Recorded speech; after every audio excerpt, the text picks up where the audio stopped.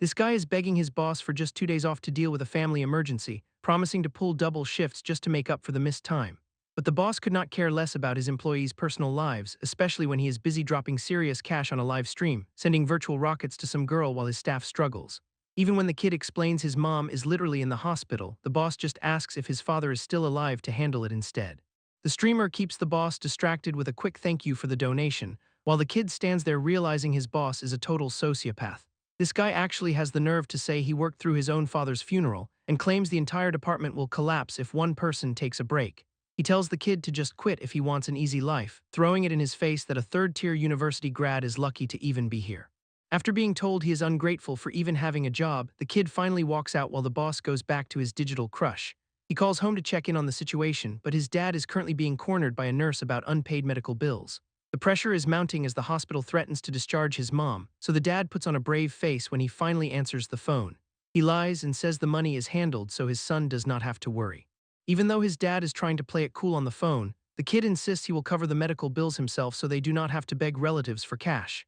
His dad warns him that surviving in the city is expensive enough for a recent grad, but our guy has been grinding in secret and finally pulls up his bank app to check the damage. By living on cheap takeout and editing videos on the side, he's managed to scrape together 50,000 yuan. It's enough to cover the hospital for now, giving him the courage to finally walk into the HR office and quit his dead-end job. 20 minutes later, he is standing on the sidewalk as a free man, even if the reality of being unemployed is starting to sink in. Quitting without a backup plan in this economy is basically financial suicide, but a weird interface suddenly pops up right in front of his eyes. Everyone in the office starts complaining about a loud buzzing sound that only he can really see. And then a golden notification tells him to check his reward money. His phone buzzes with a bank alert for a deposit so large he is convinced it has to be some kind of elaborate scam. The numbers are real though, and the system confirms he's officially awakened a path to total freedom. It's hard to wrap his head around the fact that his life just did a complete 180 in a matter of seconds. A transfer of nearly 90,000 yuan just landed in his account for doing absolutely nothing. And he realizes that walking away from his toxic boss was the exact trigger the system needed. With this kind of backing, he's finally got the leverage to actually change his family's situation. Before he can even celebrate, a woman's voice cuts through his thoughts to ask what he's staring at. This is Gao Wen, a massive influencer with 8 million fans who's waiting on a business plan from him.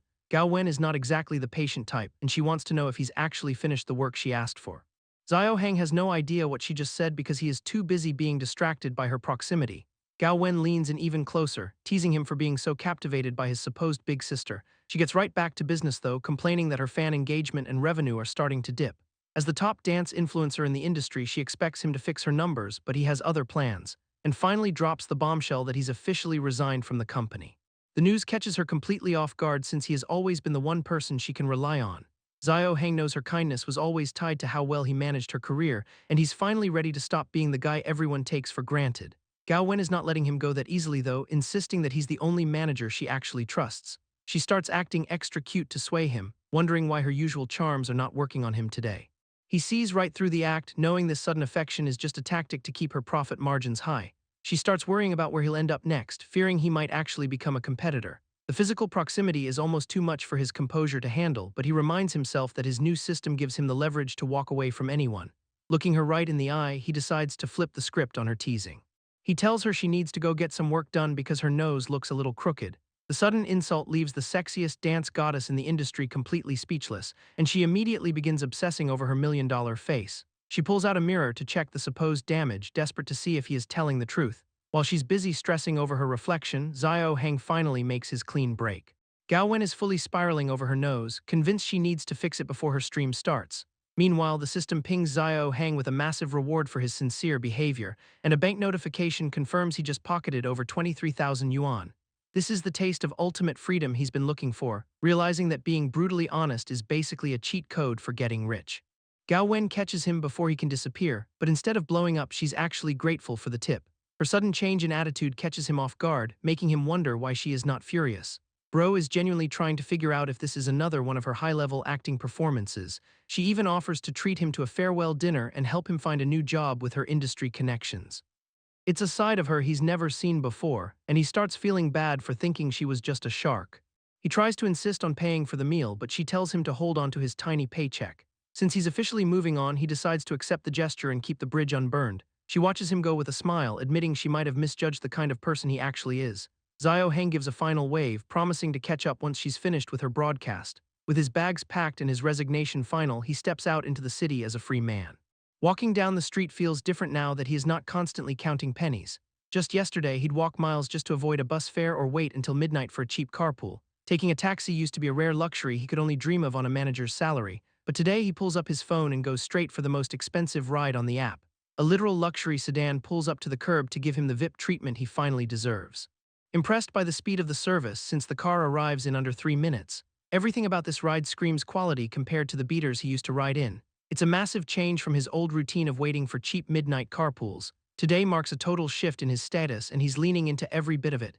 The driver opens the door for him, giving him the full VIP treatment. Just for being generous with his spending, the system drops another 50,000 yuan in his lap. Zio Heng gives the driver his destination, heading toward a local pancake shop. The acceleration alone is worth every penny of the fare as they pull away. This luxury sedan cuts through traffic, getting him to his destination in record time. Stepping out of the expensive ride, he feels like a completely different person. Zio Heng walks up to the familiar food stall with a whole new energy. The vendor asks if he's sticking to his usual budget-friendly order. Not today, as he confidently orders 2 extra eggs for the first time, and tops it off with 2 high-quality meat sausages instead of the cheap starch ones. Back when his monthly salary was trash, spending 15 yuan on one snack was impossible. Splurging on this breakfast feels like a personal level up that he's finally earned. Even the people standing nearby are shocked at his extravagant pancake choices. The system rewards this massive leap in his living standards with another 20,000 yuan. The satisfaction of a high-end meal hits different when money is not an issue. Next time he stops by, he might just double the order and go for 5 eggs. Back in his student days, Zio Heng was so broke that entertainment was not even an option. Once he started working, the lack of money was replaced by a total lack of free time. Now that his bank account is stacked, he looks for a way to actually enjoy his life. Standing in front of the massive K18 mall, the scale of his new playground finally sinks in. A sudden realization hits that he needs to treat Heiyao to a high-end dinner tonight, and since those fancy spots have strict dress codes, his current street clothes will not cut it. Stepping into the world of luxury, the sheer amount of options is a bit overwhelming. Famous brand names like Louis Vuitton catch his eye as he wanders through the halls. Everywhere he looks, there is another high-priced designer label plastered on the storefronts. The guy actually struggles to understand why everything in a Chinese mall is written in English. Between the weird citrus scents and the confusing storefronts, he is feeling totally out of his element. Searching for the brands he is used to only leads him to confusing high-end labels he does not recognize. Zio Heng stops for a second to rethink his entire strategy for this shopping trip. He decides to stop thinking small and just go all out on a top-tier outfit. Taking a deep breath, he walks into one of the most exclusive boutiques in the building. The sales staff immediately clock his arrival, but nobody seems eager to actually help him. One clerk gives him a cold, calculating look from head to toe, mentally cataloging his cheap phone and discount bin clothes as a complete waste of her time. Even his shoes get a failing grade in her silent, judgmental wealth assessment. Convinced he's just a window shopper with no money, she turns her back and ignores him completely. Zio Heng finally calls them out for the total lack of service and points out how obvious their snobbish behavior is to everyone. The vibe of the entire room shifts in a heartbeat. He mentions he was just looking to drop 150 grand today. And taking his business to Hermes next door seems like a much better move. That 6-figure price tag causes an immediate scramble among the sales staff. Suddenly, he's treated like the most important person in the entire building. Seeing their instant 180 confirms that money is the only language they speak. He eventually heads out with a fresh wardrobe and a much warmer farewell. It turns out rich people do not even have to carry their own shopping bags. The manager even hands him an invite to an exclusive jewelry gala later this month, offering to have everything delivered straight to his residence to save him the trouble, but our guy prefers to keep things simple and handle his own bags. Even the other wealthy shoppers are intimidated by the sheer cost of his new gear. Zio Heng checks his phone and sees the system is actually paying him back. Spending 3 years' worth of salary just triggered a massive cash reward from the system. Realizing that spending more actually leads to earning more changes his entire strategy. Becoming a millionaire is suddenly feeling like a very reachable goal for him. He finally makes it to the high-end restaurant for his dinner date, looking like a completely different person in his brand new designer outfit. The hostess leads Zio Heng directly to his reserved private room for the evening. Our guy realizes he's a bit early and checks his phone for any updates on the stream. She points out the VIP lounge area where he can relax and enjoy some sweets. It really hits home how much better life is when you're dressed like you own the place. After explaining how to call for service, she leaves him to settle in comfortably. With the staff finally gone, he can finally take a breath and wait for his date. Looking out over the city from 40 floors up gives him a whole new perspective on things. Having this much money means he never has to settle for second-rate treatment ever again. Standing at this height makes all those old dreams feel like they're finally within reach. The system is making his wildest fantasies a reality faster than he ever expected. His His first move with the new wealth is sending 100,000 yuan home to his father. To keep things from looking too suspicious, he decides to claim it is just extra cash from a job. On the other side of town, Haeyeon is finishing up a massive dance stream for her fans. The chat is absolutely losing it, begging for more rocket donations as she dominates the rankings. She keeps the energy high, successfully pushing her fans to join her exclusive group. Zio Heng watches the broadcast from the restaurant, confirming she still lives as he eats. Haeyeon finally wraps up the show and says her goodbyes to the thousands of viewers. The second the camera cuts, those high heels are coming off immediately. She finally slumps down to rest, looking like the marathon stream took everything out of her. When her friends ask about dinner, she turns them down because she's already booked for the night. Her friend immediately starts teasing her about finding a secret sugar daddy to fund her lifestyle. Haeyeon shuts that down by revealing the dinner date is just with their old colleague Hang Xingwang. The girls are not letting it go, joking that she is still hung up on him even after he left the company. And while she insists it's just a professional courtesy for all his help as a manager, the blonde girl jumps at the chance to crash the party for some free food. Seeing no reason to say no, Haeyeon agrees to let her tag along. She plans to keep the meal simple but decides to turn it into a group outing if things get pricey. And since they're all exhausted from the stream, the extra company is officially invited. King is still skeptical though, remembering how broke the guy used to be back in the day. While they clean up for the night, the plan is set to meet up in the parking lot. A quick click of the remote confirms their ride is ready to go. Haeyeon offers to drive the group since her car isn't restricted today. This luxury ride has the other girls feeling the pressure of their own stagnant careers, leading to some half-serious jokes about finding a rich fan to help them retire early. But King keeps it real, reminding everyone that free lunches don't exist in their line of work. And while they bicker about dreams, the conversation shifts back to how Haeyeon even afforded this car. The curiosity peaks when she finally pulls up the address Zio Hang actually sent over. One look at the map has her completely freezing up in the middle of the conversation. The sudden silence is enough to let the others know something is definitely up. It turns out the ordinary dinner is at Lingwei, a name that changes the entire vibe of the night. Haeyeon confirms the location is in the Kingshan building, which means they are headed to a world-famous 3-star Michelin restaurant that costs a fortune. Zinhuo is starting to wonder if the guy actually hit it big after quitting his job. King is not buying it though, suspecting he is just checking in nearby to look cool on social media. Even with Haeyeon defending his character, the doubt is definitely in the air. The group decides to just head out and see if he is actually telling the truth or just bluffing. The luxury Audi roars to life as they hit the road, weaving through the city lights toward the high-end district. The ride is smooth, sparking a conversation about how to attract more wealthy viewers to their streams. King suggests a bit of fan service to get those big-ticket donations flowing in, but the others are not exactly on board with changing their style for a few extra rockets. Jokes about retiring as a housewife fly around, assuming a rich enough guy actually shows up. Haeyeon stays quiet during the banter, which makes the others think she is judging their life goals. Her take is much more grounded, focusing on the importance of financial independence over fleeting excitement. This serious vibe is a total mood killer for King, especially since she thinks Haeyeon's content is actually the most provocative of the bunch. For the driver, it is just about being self-reliant because men might betray you, but money will not. The girls finally pull up to the venue, stepping out into the high-end atmosphere. Zinhuo wants to double-check the address one last time before they walk in, and Haeyeon agrees to call him first to avoid any embarrassing scenes at the front door. Still no answer on the other end, making the situation outside the restaurant even more tense. King is already throwing shade, blaming Haeyeon for getting mixed up with someone she considers a total fraud. Haeyeon tries to stay optimistic, suggesting he might just be too busy to check his phone, and even though King is skeptical, she pushes the group to head upstairs just to watch the potential train wreck. The girls finally make their move toward the entrance, but the mood is definitely not festive. Haeyeon starts running the numbers in her head, knowing a meal here costs more than his entire monthly salary. She is already prepared to foot the bill herself if it means saving him from a public humiliation. They reach the reception area, yet there is still no confirmation from him on the phone. Another call goes unanswered right as the staff notices them standing there, and the receptionist asks the dreaded question about whether they actually have a reservation. Haeyeon stammers for a moment, feeling the weight of her friend's judgmental stares behind her, but she manages to give his name just to see if the reservation even exists. King is practically counting down the seconds until they get laughed out of the lobby, but the hostess completely flips the script by saying Mr. Hang has been waiting for them for a while. This reveal hits like a ton of bricks, leaving the skeptics with absolutely nothing to say. The hostess politely leads the way, confirming that everything is set for their arrival. King is losing it internally, hating how Haeyeon always seems to fall into these lucky situations. She refuses to believe he is actually wealthy and assumes he is just blowing his life savings on one night. In her head, he is just a desperate guy playing a high-stakes game that is going to end in a total loss. Despite the bitterness, the group follows the hostess into the elevator to see what kind of setup he has actually got. Haeyeon starts doubting whether they even have the right guy as they step into the lift, especially since the minimum spend for this floor is 10,000 yuan per person. King is convinced he's either blowing his entire life savings or just faking a reservation, waiting for the exact moment the whole charade falls apart once the doors open. The group enters the private suite only to find their host is nowhere to be seen. While the blonde friend immediately starts snapping selfies to prove she was there, King tries to bait Haeyeon into joining in before they get kicked out for trespassing. It does not really matter to the others though, since just being in the room is a social media flex, but the empty seat only makes the fraud theory feel more like a reality.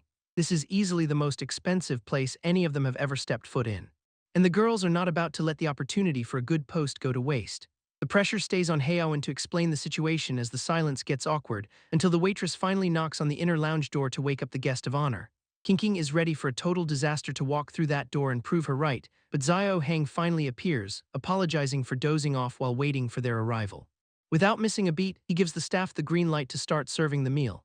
The group is completely thrown off by the upgrade to his entire wardrobe, realizing the jacket he is wearing casually costs about 40,000 yuan. King tries to figure out how he suddenly became a rich second-generation heir overnight, and her brain short-circuits even further when he casually greets her by name.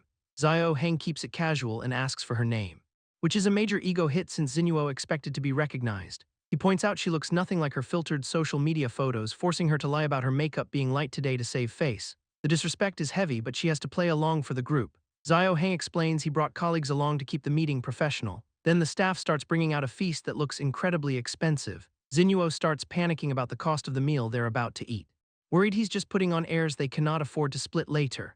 Meanwhile, the colleagues are gossiping about him being a secret billionaire heir. They try to get the inside scoop from his partner, but she has no answers. Zio Hang is the only one unimpressed, wondering why the soup is so clear. With lobster and steak hitting the table, the flex is officially undeniable. The girls immediately ask for permission to start their social media photo shoot.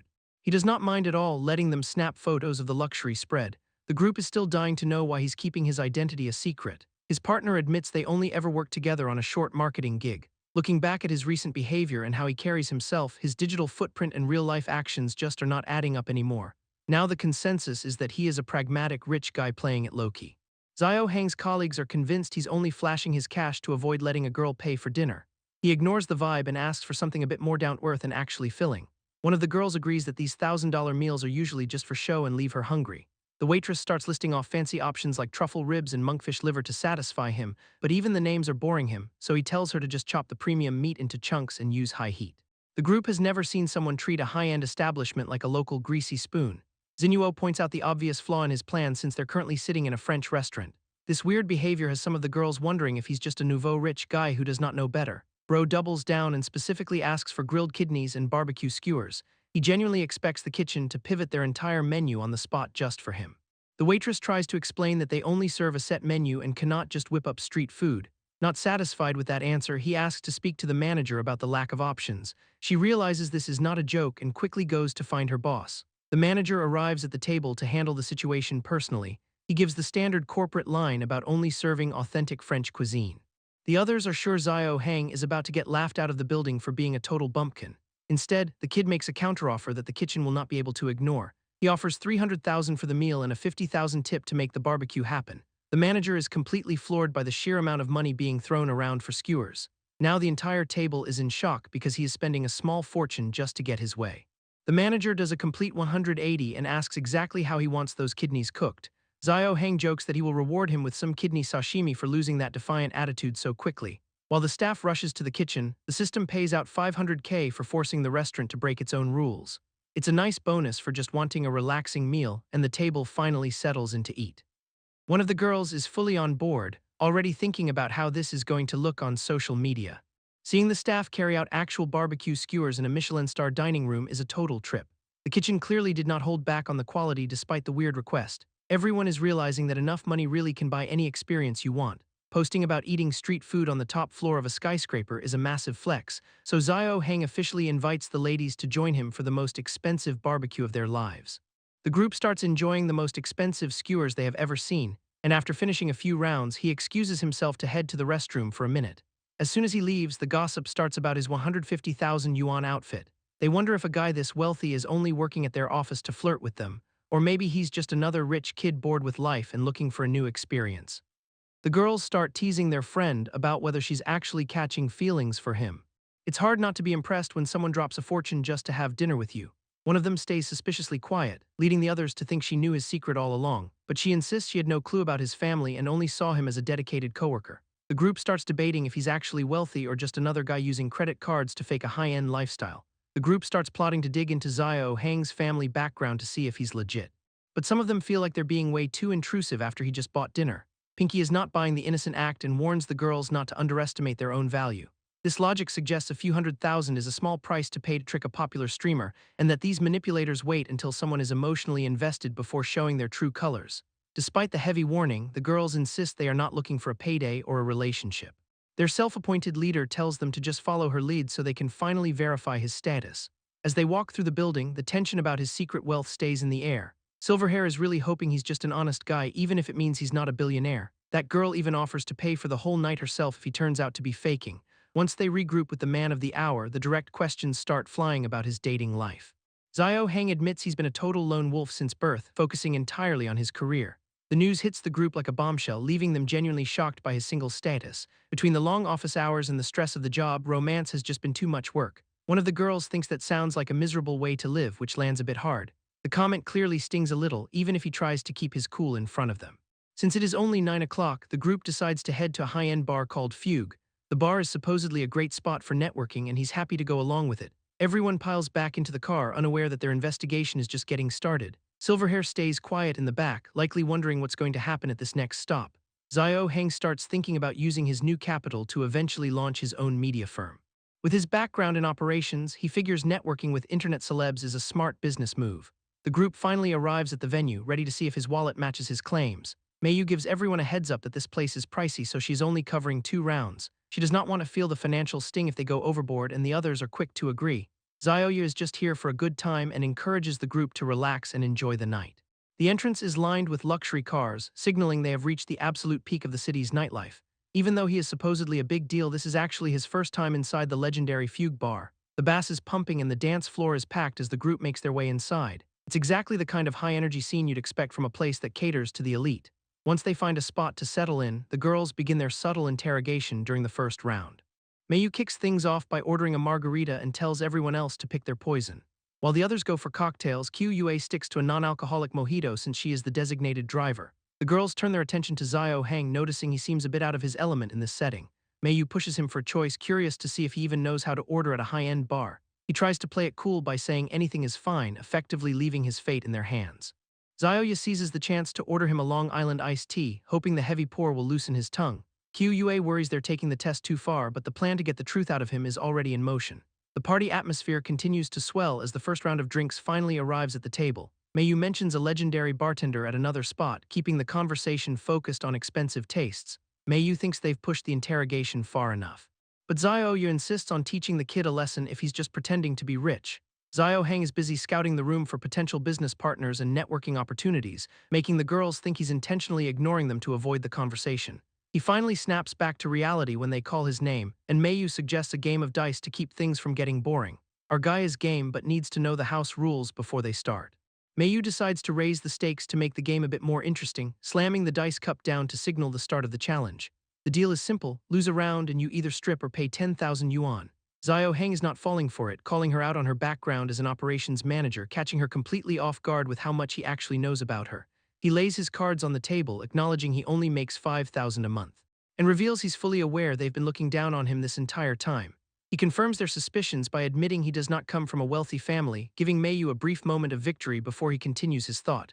Bro tells them to hold on because he's not quite done speaking yet. While he's not old money, he claims to have more than enough cash to play their game, offering her 300,000 yuan to be the one who walks out without clothes. He brushes the savage counteroffer off as a joke, telling everyone to just sit down and play. Mayu calls his bluff on having that much cash, so Zio Hang decides to treat the entire club to drinks until everyone's drunk. A gold card comes out to pay the bill on the spot, and the venue makes a massive announcement that the transaction actually went through. Everyone in the building starts celebrating their new favorite big spender. Toasted by strangers who cannot believe a random guy is being this generous. A massive reward for his extravagant spending flashes across the screens, confirming his status as the highest roller in the room. Mayu is left staring in shock now that the transaction is confirmed, but Zio Hang leans in to tell her he knows exactly how she views poor people. He drops the bomb that her respect means nothing because people like her are just ants, creating a heavy silence at the table as the reality of his words sinks in. The rest of the group is completely stunned by the sudden change in atmosphere, forcing Mayu to make a quick excuse about having somewhere else to be. She makes a run for the exit to get away from the table, while Xiao Heng stays focused on the game without even looking her way. Bro tells the remaining girls the party is still on since the drinks are already paid for. Zioya asks if the white-haired girl is drinking because of a bad streaming day, and the rest of the table tries to process the sudden power move. Even the server joins in to mock how weak her usual top fans look now. Ling Yiabo makes it clear she's strictly off the clock and will not talk shop, but Ji is not having it and starts calling her Purity Act a total fraud. This rival gets right in her face to brag about how her popularity is tanking. Though Ling basically tells her to mind her own business before walking away. Even when some random guy tries to cut in and act friendly with her, she stays completely unresponsive and lets the silence do all the talking. Ji pivots to a new plan, deciding this drama is too good of a livestream opportunity to waste. The phone comes out and she announces a rare PK battle to her excited fans, but then she puts Wenwen on the spot by claiming she's too stuck up to agree. The chat starts blowing up with insults, calling the poor girl out for being a coward. Ji keeps the pressure on, bragging that her big shot donors are ready to crush the competition. Amidst the chaos, Wenwen catches a call from her manager, Heowen, who demands she start streaming right now regardless of how bad she feels. Reluctantly agreeing, she's introduced to the audience like a prize by her rival, and despite the bad timing, Wenwen finally decides to just get the dance over with. Both of them take the stage for the high-stakes live showdown, with Ji clearly putting in maximum effort to win over the rowdy crowd. High-value gifts start pouring in for the pink-haired streamer while Wenwen falls way behind, leading the viewers to start trashing her performance and threatening to unfollow her. Xiao Heng watches the entire train wreck unfold from his phone in the crowd. Xiao Heng realizes the competition is rigged and decides it is time to even the playing field. Especially since the chat is currently tearing Wenwen apart for her low score. The entire vibe shifts when a massive rocket gift suddenly streaks across her screen, leaving Wenwen unable to believe her eyes as a mysterious big spender enters the fray. She wastes no time thanking her new benefactor before jumping back into the dance, and the rockets do not stop coming as the donor drops a second, third, and fourth in rapid succession. This massive support flood actually starts blocking the view of the performance, making Ji realize her rival had a high-level whale hidden in her corner this whole time. The rival's streamer is fuming, convinced that whoever this is must be throwing their money away, but with over $1,000,000 now on the line, the audience is questioning if this is even real. Even with the platform taking a massive cut of the earnings, the amount being spent is pure insanity. Xiao Heng's companion is stunned that the mystery donor is still going strong, while Xiao Heng just smiles and keeps tapping away on his phone. The sheer volume of gifts pushes the stream straight into the trending top spot, giving Wenwen a much-needed moment to catch her breath and enjoy the sudden comeback. But the drama is not over as a high-level donor group chat starts buzzing with activity, and Heowen watches the chaos unfold while preparing to make his own move on the leaderboard.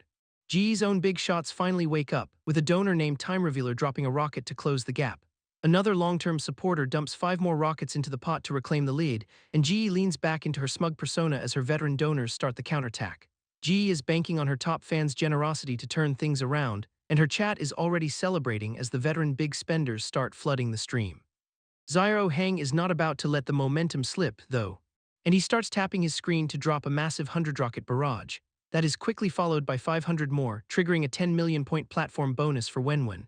The sheer volume of gifts is enough to bury any hope of a comeback. Wenwen is declared the winner as another 1,000 rockets seal the deal, and the system even rewards Xiao Heng's finger-tapping endurance with an extra bonus.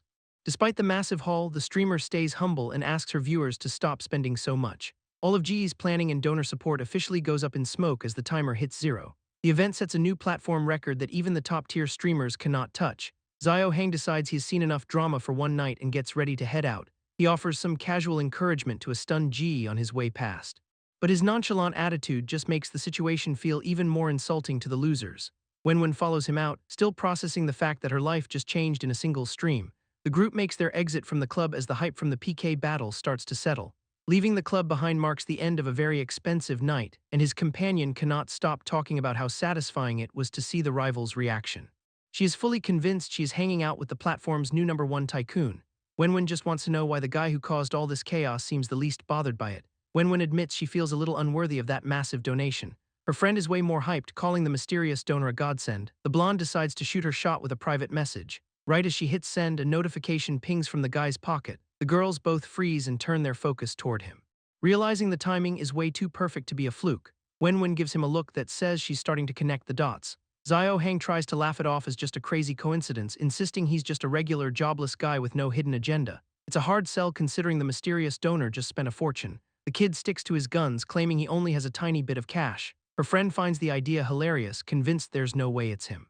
Wenwen offers him a ride home to Longhu New City to end the night, but the vibe gets ruined when someone calls out her name from the entrance. It's her old boss, and he's definitely not there to be friendly. The manager starts talking down to Wenwen like she's still on his payroll before turning his insults toward the guy standing next to her. The jerk assumes the kid is just some deadbeat living off a woman's success. Wenwen shuts that down fast, claiming she's actually the one relying on him. The boss is left completely stunned that she's defending a supposed nobody. The manager is not buying the story, convinced a mysterious tycoon paid for everything. He doubles down on the insults, calling the kid a broke charmer with a fake designer jacket. Gaowen finally speaks up to set the record straight about who actually paid for the meal. This just makes the jerk more aggressive, demanding to know who gave her permission to talk. He starts trashing her career, claiming all her fans were just bought by the company. The reveal catches her completely off guard as she had no idea her growth was staged. Smirking at her reaction, he says they spent way too much money trying to promote her for no return. Labeling her a money-losing asset, he compares her to streamers who actually earn millions. The insults get personal when he tells her to wear less skin and stop acting so innocent. Since she does not want to be a dancer anymore, he offers a different kind of deal. A supporting role in a major TV drama is on the table if she cooperates, but the manager makes it clear that the price involves spending the night together. Before he can lay a hand on her, someone grabs his wrist with an iron grip. Xiao Heng tells him to show some respect and back off immediately. This low-life hero act just makes the manager laugh as he tries to shake him off. He starts mocking the kid's lack of resources, asking if he can actually help her career. The boss tells him to take his stench and get lost while he still can. But the silent stare he gets back suggests he has picked a fight with the wrong person. Gaowen steps in to finish the argument, threatening to end her contract right then and there. The manager just looks amused, clearly not worried about her walking away from the company. The manager reminds her she's still tied to a 5-year contract with a full year left, and breaking it early comes with a massive $10 million penalty. Gaowen is not intimidated since she's been their top earner and has the savings to cover it, but the guy just gets nastier and starts comparing influencers to high-priced escorts. He claims her purity is just a marketing act and that the company will not let her go, even if she manages to scrounge up the cash for the fine right now. Nobody in their right mind would ditch a cash cow like her, adding that one word from his boss could get her blacklisted from the entire industry.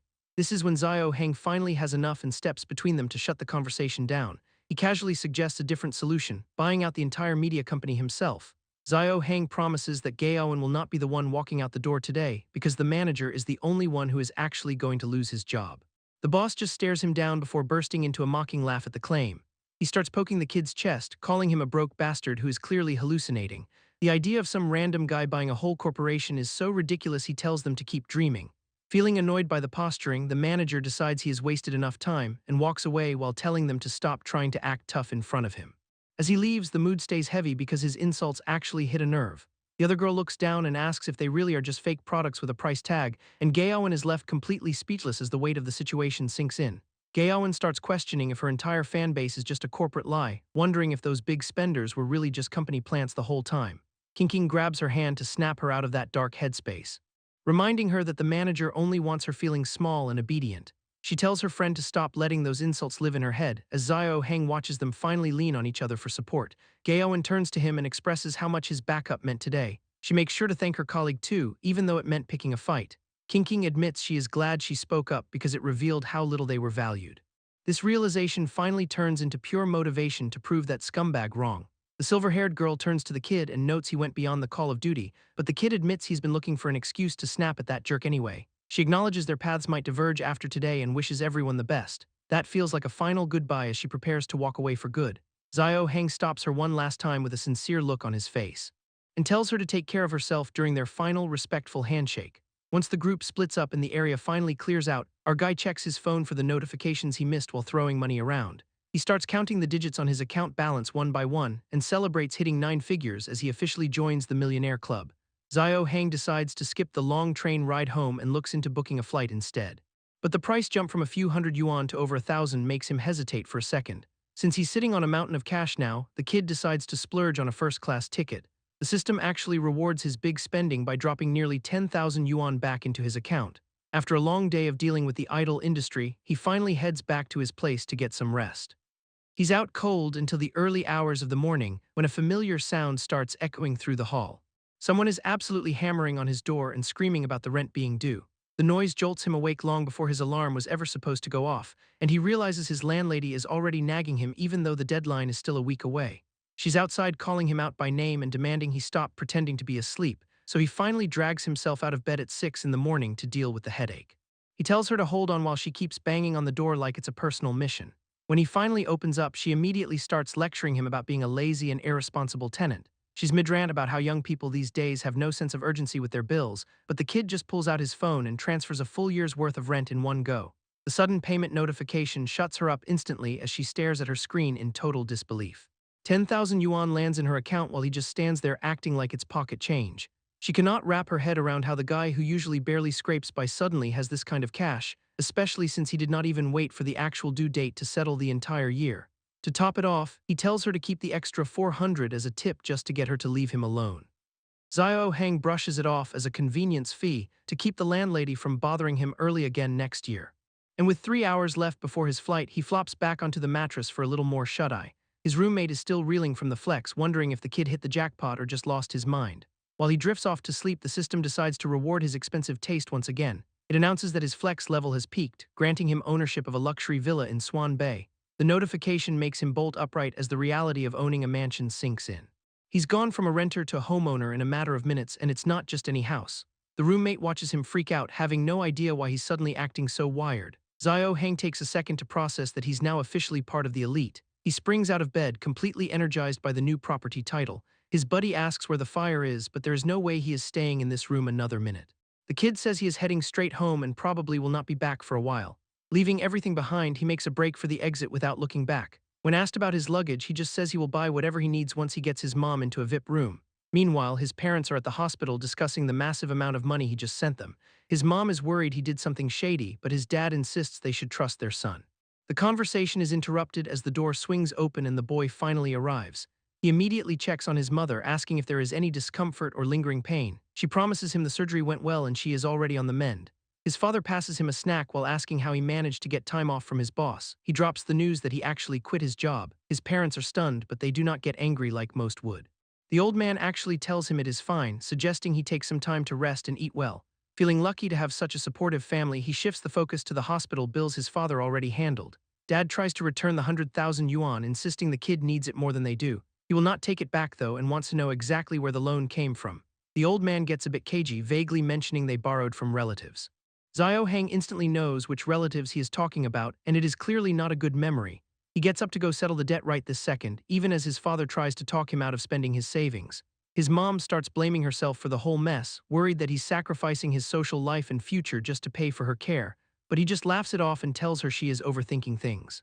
He explains that his side hustles were actually pretty lucrative, so she deserves the best specialist money can buy. With his mind made up, he heads toward his uncle's place on Hutong Road. He hitches a ride on a local transport, telling the driver to step on it. The road is so rough it's practically a workout just staying in the seat. When he asks why the construction is such a disaster, the driver explains that a corrupt contractor pocketed the repair funds and left the neighborhood with a broken road.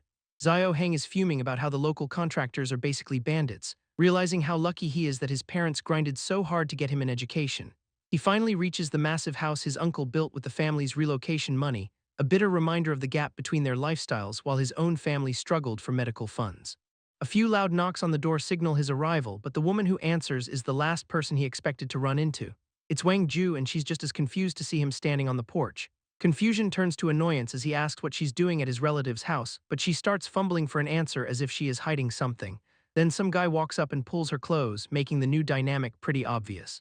Hang connects the dots instantly and tells them he's only there to see his uncle and pay back the loan.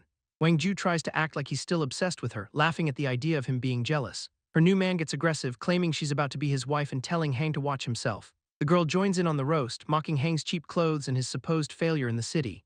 This new boyfriend brags that their local life is better anyway since they can afford to wear whatever they want. They finally head inside where his uncle is right in the middle of a card game. The uncle introduces him to the group as the successful nephew who moved away to the big city. Of course, the other players start digging into his finances to see if he's actually making real money. Comparisons start flying between his city salary and what they pay their local pig feeders. The guy laughs at his supposed lack of savings, completely oblivious that Hang is about to drop a massive stack of cash. Hang tells his uncle he is not here to borrow any more money, but the older man just passes on his hand and tells him to stop struggling alone. Despite the pity, the kid is not budging on settling the debt right now. Seeing he will not drop it, the uncle tells his son to grab the ledger from the cabinet. He keeps preaching about how blood is thicker than water while the book is brought out. The rest of the table mocks his pride, assuming he is just being an uptight college grad. Hang does not say a word, he just taps his phone and sends over 51,000 yuan. His uncle pulls out a dinosaur of a phone to check if the notification is real. The man is completely floored when he sees the full amount hit his account instantly. He jumps up and demands to know where a kid like him got that kind of cash. Hang keeps it simple as he gets ready to head for the door, stating it is just the normal result of working hard in the city. His cousin watches him leave, convinced this is all just a desperate attempt to save face. The guy assumes Hang just emptied his entire life savings just to look good for one day. Wang Ju decides to follow him outside to set things straight before they become family. She catches up to him in the yard, acting like he's only here because he's still in love. The girl tells him to drop the feelings and stop making things awkward for her. According to her, his lingering obsession is a bad look for her reputation and decency. Hang actually starts laughing at the ego on this girl and tells her to go look in a mirror before he finally walks off. Wang Ju cannot believe he's being so blunt, but Hang reminds her that catching frogs as kids does not make her royalty. He used to think she was different from the rest of the world, a hardworking girl with a warm heart, but now he sees she is just another person chasing status. The girl flips the script, claiming he is only acting like this because he is bitter about losing his chance with her, and even tries to take the high road, telling her future brother-in-law it is time to grow up and let go. Hang does not even bother arguing with that logic and just calls her crazy to her face. That response ends the conversation, and she drops the fake polite act to show her true colors. Wang Ju starts mocking his future, saying his education will not stop him from being a nobody in a tiny rented room. Bragging about her lifestyle, she predicts he will be sharing a bed with strangers while she enjoys the high life.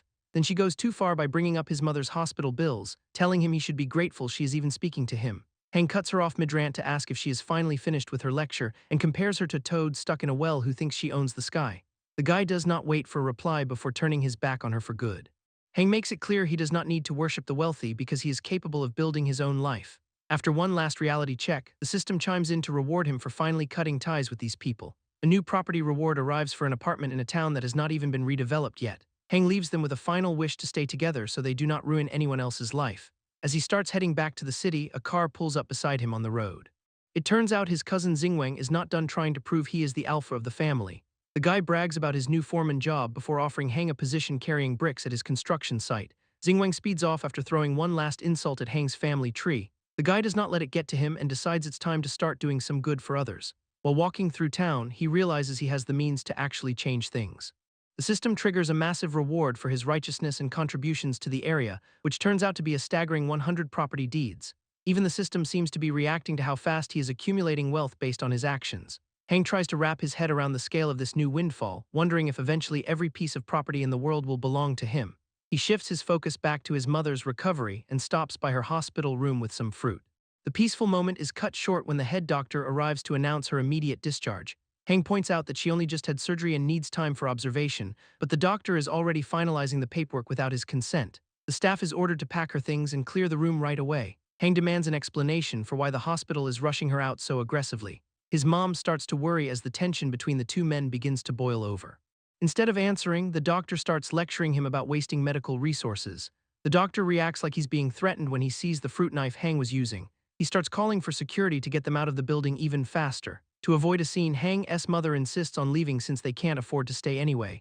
Hang helps her out of bed while the doctor suddenly shifts back to a fake, polite persona. The doctor adds insult to injury by telling the staff to scrub away any trace of bad luck left behind. Hang watches the man walk away, refusing to let the blatant disrespect slide. After telling his mom to head home and eat, he promises her he will handle the situation personally. Mom warns him about picking fights with the elite, but Hang says he will not be using force this time. Meanwhile, Dr. Lee is already on the phone confirming the room is ready for his new VIP guest. And he's busy making a minor ankle sprain sound like a medical emergency just to justify the swap. The guy on the other end is a wealthy jerk who's impressed by how fast the doctor moves. Lee keeps the insults coming, calling Hang's family a waste of resources that only causes debt. This little favor earns the doctor a fancy dinner invite as a reward for his hard work. The wealthy client feels untouchable, convinced a poor guy like Hang could never cause real trouble. As the doctor hangs up, he is ready to collect on the favor he just did. What he does not realize is that Hang is right outside the door, hearing every single word. Since money is the only language these people speak, the kid decides to play by their rules. He marches straight to the hospital director's office to handle things at the top. The director is naturally confused to see a random student standing in his private workspace. Hang plays it cool, claiming to be just an ordinary patient with a very big proposal. After being told to go back to the registration desk like everyone else, our guy casually mentions he's looking to donate an entire building to the hospital. The director starts to dismiss him out of habit without really processing the offer, until the actual words finally sink in and the old man stops dead in his tracks. The director asks if this kid even realizes how much a whole building actually costs. He's judging the cheap outfit, convinced there's no way a random student has that kind of cash. Hang does not blink, explaining that a 1,000,000 yuan is basically pocket change to him at this point. He lays out the deal. He will fund the expansion to fix the overcrowding, provided they clean up the corruption. That does not sit well with the director, who takes the bribery accusation as a personal insult to his management. But our guy does not back down, calling out the hospital for selling beds to the highest bidder. The old man insists his staff is professional and would never touch a dirty envelope under his watch. So Hang gives him a reality check about his own mother getting booted for a guy with a sprained ankle. The director tries to claim there's a strict process and liability waivers for every single discharge, and he's getting heated now, demanding that the kid back up these wild claims with actual facts. Hang is already one step ahead, pulling out his phone to play a very specific audio recording. It's the doctor's own voice on the line, admitting to the whole scheme for a little extra generosity. Even with the evidence playing right in front of him, the director tries to claim the audio is a fake. Hang just sighs, asking if the guy is actually this naive or just trying to protect his reputation. Since the recording is not enough, he makes a quick call to a lead engineer at a construction firm. He tells the guy to head over to the dean's office right now to finalize the blueprints. The director is stunned into silence, but Hang just hands over the phone to let him verify the call. He points out that taking 2 minutes to listen could save the hospital millions in construction costs. Reluctantly, the director takes the device to see if this is all just a massive bluff. He introduces himself to the caller, finally realizing the building donation might be the real deal. The director recognizes the voice on the other end and realizes the building offer is legitimate. He's completely baffled that someone this wealthy would keep such a low profile in public. Hang points out that a man donating a whole building has zero reason to fake a recording. To make sure there's no doubt, he offers to double the donation if the director plays ball. All he wants in return is a full investigation into the hospital's corruption and the doctor's firing. The director agrees immediately, but realizes he doesn't even know the name of his benefactor. Hang plays it cool, claiming he's just an ordinary kid from a farming family doing the right thing. He leaves the old man with a cheesy title about being a messenger of justice. With the deal finalized, the kid heads out while the director prepares to clean house. The hospital head wastes no time and jumps on the phone to start an internal audit. He demands every recent discharge record to find out which patients were unfairly kicked out. Word quickly reaches the ward that the dean is personally waiting outside for Dr. Lee.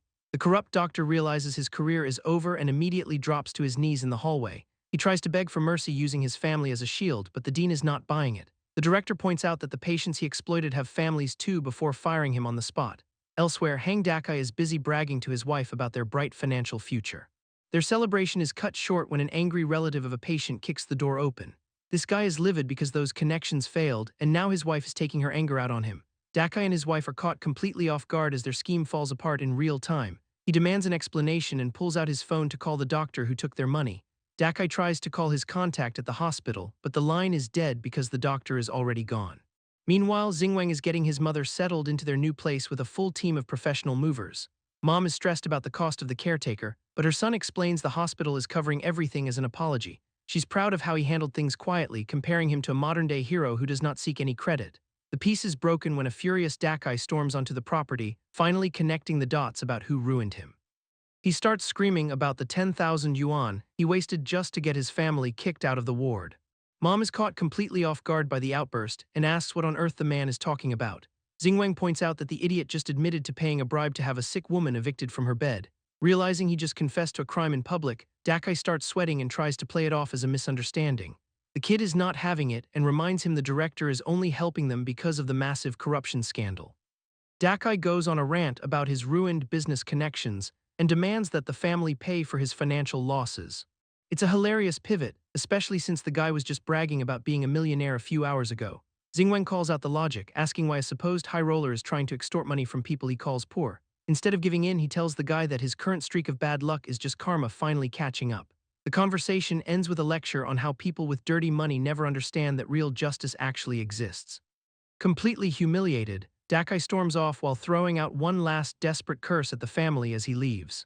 Xingwang does not even flinch, just watching the guy crawl away after losing his influence and all his bribe money. His mother is still a bit worried about a possible revenge plot, but he tells her to just focus on her walk. There's no way a guy who just lost his entire reputation is going to be able to mount a serious comeback. But as they walk away, a driver spots them and wonders if he just saw a high-level manager in such a dump. A truck pulls up to the house just as the family is getting settled in. This guy Kang hops out with arms full of gifts, thanking Xingwang for the road construction contract. Mom is blown away by how polite these big bosses are while the kid tries to play it cool. Kang catches on fast and claims he's just helping out with the muddy road in front of the house. And before he can say anything else, Xingwang drags him inside under the guise of giving him a return gift. He whispers for Kang to keep his mouth shut about his real status around the family. The guy is totally on board, treating the favor like a sacred duty as they head into the house. Meanwhile, a contractor named Zhao gets a call telling him his involvement in the road project is dead. The news hits him like a ton of bricks, leaving him completely blindsided in the middle of a drive. He slams on the brakes right there in the street, nearly causing an accident while he tries to process the sudden cancellation. Zhao tries to argue that they already had a deal and people need to get paid, but the guy on the other end just cites some new regulations and hangs up the phone. Left staring at a dead line, the realization starts to sink in that his business is in freefall. He's completely stuck, wondering how a guaranteed contract just vanished into thin air. It turns out the boss cut him loose specifically because he managed to offend the wrong person. Desperate to fix the mess, Zhao tracks the boss down at a local club with a massive bribe. He tries to beg for another chance, reminding the guy about their previous agreement. The boss does not even look up from his drinks and company, clearly finished with him. Even offering a massive 40% cut is not enough to make the boss risk annoying Xingwang again. Zhao figures the boss is just holding out for a bigger percentage. He thinks the guy is trying to squeeze him because of the tight deadline. The contractor tries to play it off as a simple formality, even suggesting they break the law by using a shell company, but that only makes the boss even more furious at the suggestion. Zhao panics and bumps the bribe up to 50% of the cut, which is the final straw before he gets kicked out for good. Security literally tosses him out of the club and onto the pavement. On the other side of town, a different meeting is just beginning, as an official named Zhao welcomes the young master inside. He cannot stop smiling while apologizing for the short wait, showering the kid with praise for funding the local road construction. Xingwang sees right through the guy's greedy and hypocritical act. He claims he is only doing it so his aging parents have a safe path. Then he makes it clear the road better not fall apart in a year. Leaving the official terrified that his plan to cut corners was spotted. The warning is delivered and the project is left in the official's hands. The system pays out a massive bonus for his high moral character. Returning to the second uncle's yard, the quiet does not last long because Dakai is already catching heat for lying about his chores. Dakai's girlfriend is having a total meltdown, regretting that she did not pick Xingwang instead. Considering he's got real prospects in the city, she feels like she backed the wrong horse. Dakai tries to talk back, but it only makes her look down on him even more. She starts poking him and calling him useless, making it clear she is done with his excuses. The girl even claims she'd suck up to the local officials herself if it meant getting ahead. Deciding to dump him on the spot, she heads off to find her childhood friend Xingwang. But Dakai is not letting her walk away that easily, grabbing her and calling her shameless. He snaps and throws her down, yelling that she has no right to talk when she does not work either. Meanwhile, Xingwang's parents are looking over some official paperwork with a worker. They cannot quite wrap their heads around what the fine print actually says. The foreman explains the new road needs just 1 tiny square meter of their property. And in exchange, the government is offering to build them a brand new house. Assuming their stunned silence means the deal is not good enough, the worker starts to sweat and he immediately offers a massive pile of cash on top of the free construction. The parents realize they just hit the jackpot and start celebrating their insane luck. A few days later, it is finally time for Xingwang to head back to the city. His parents see him off at the station, reminding him not to overwork himself.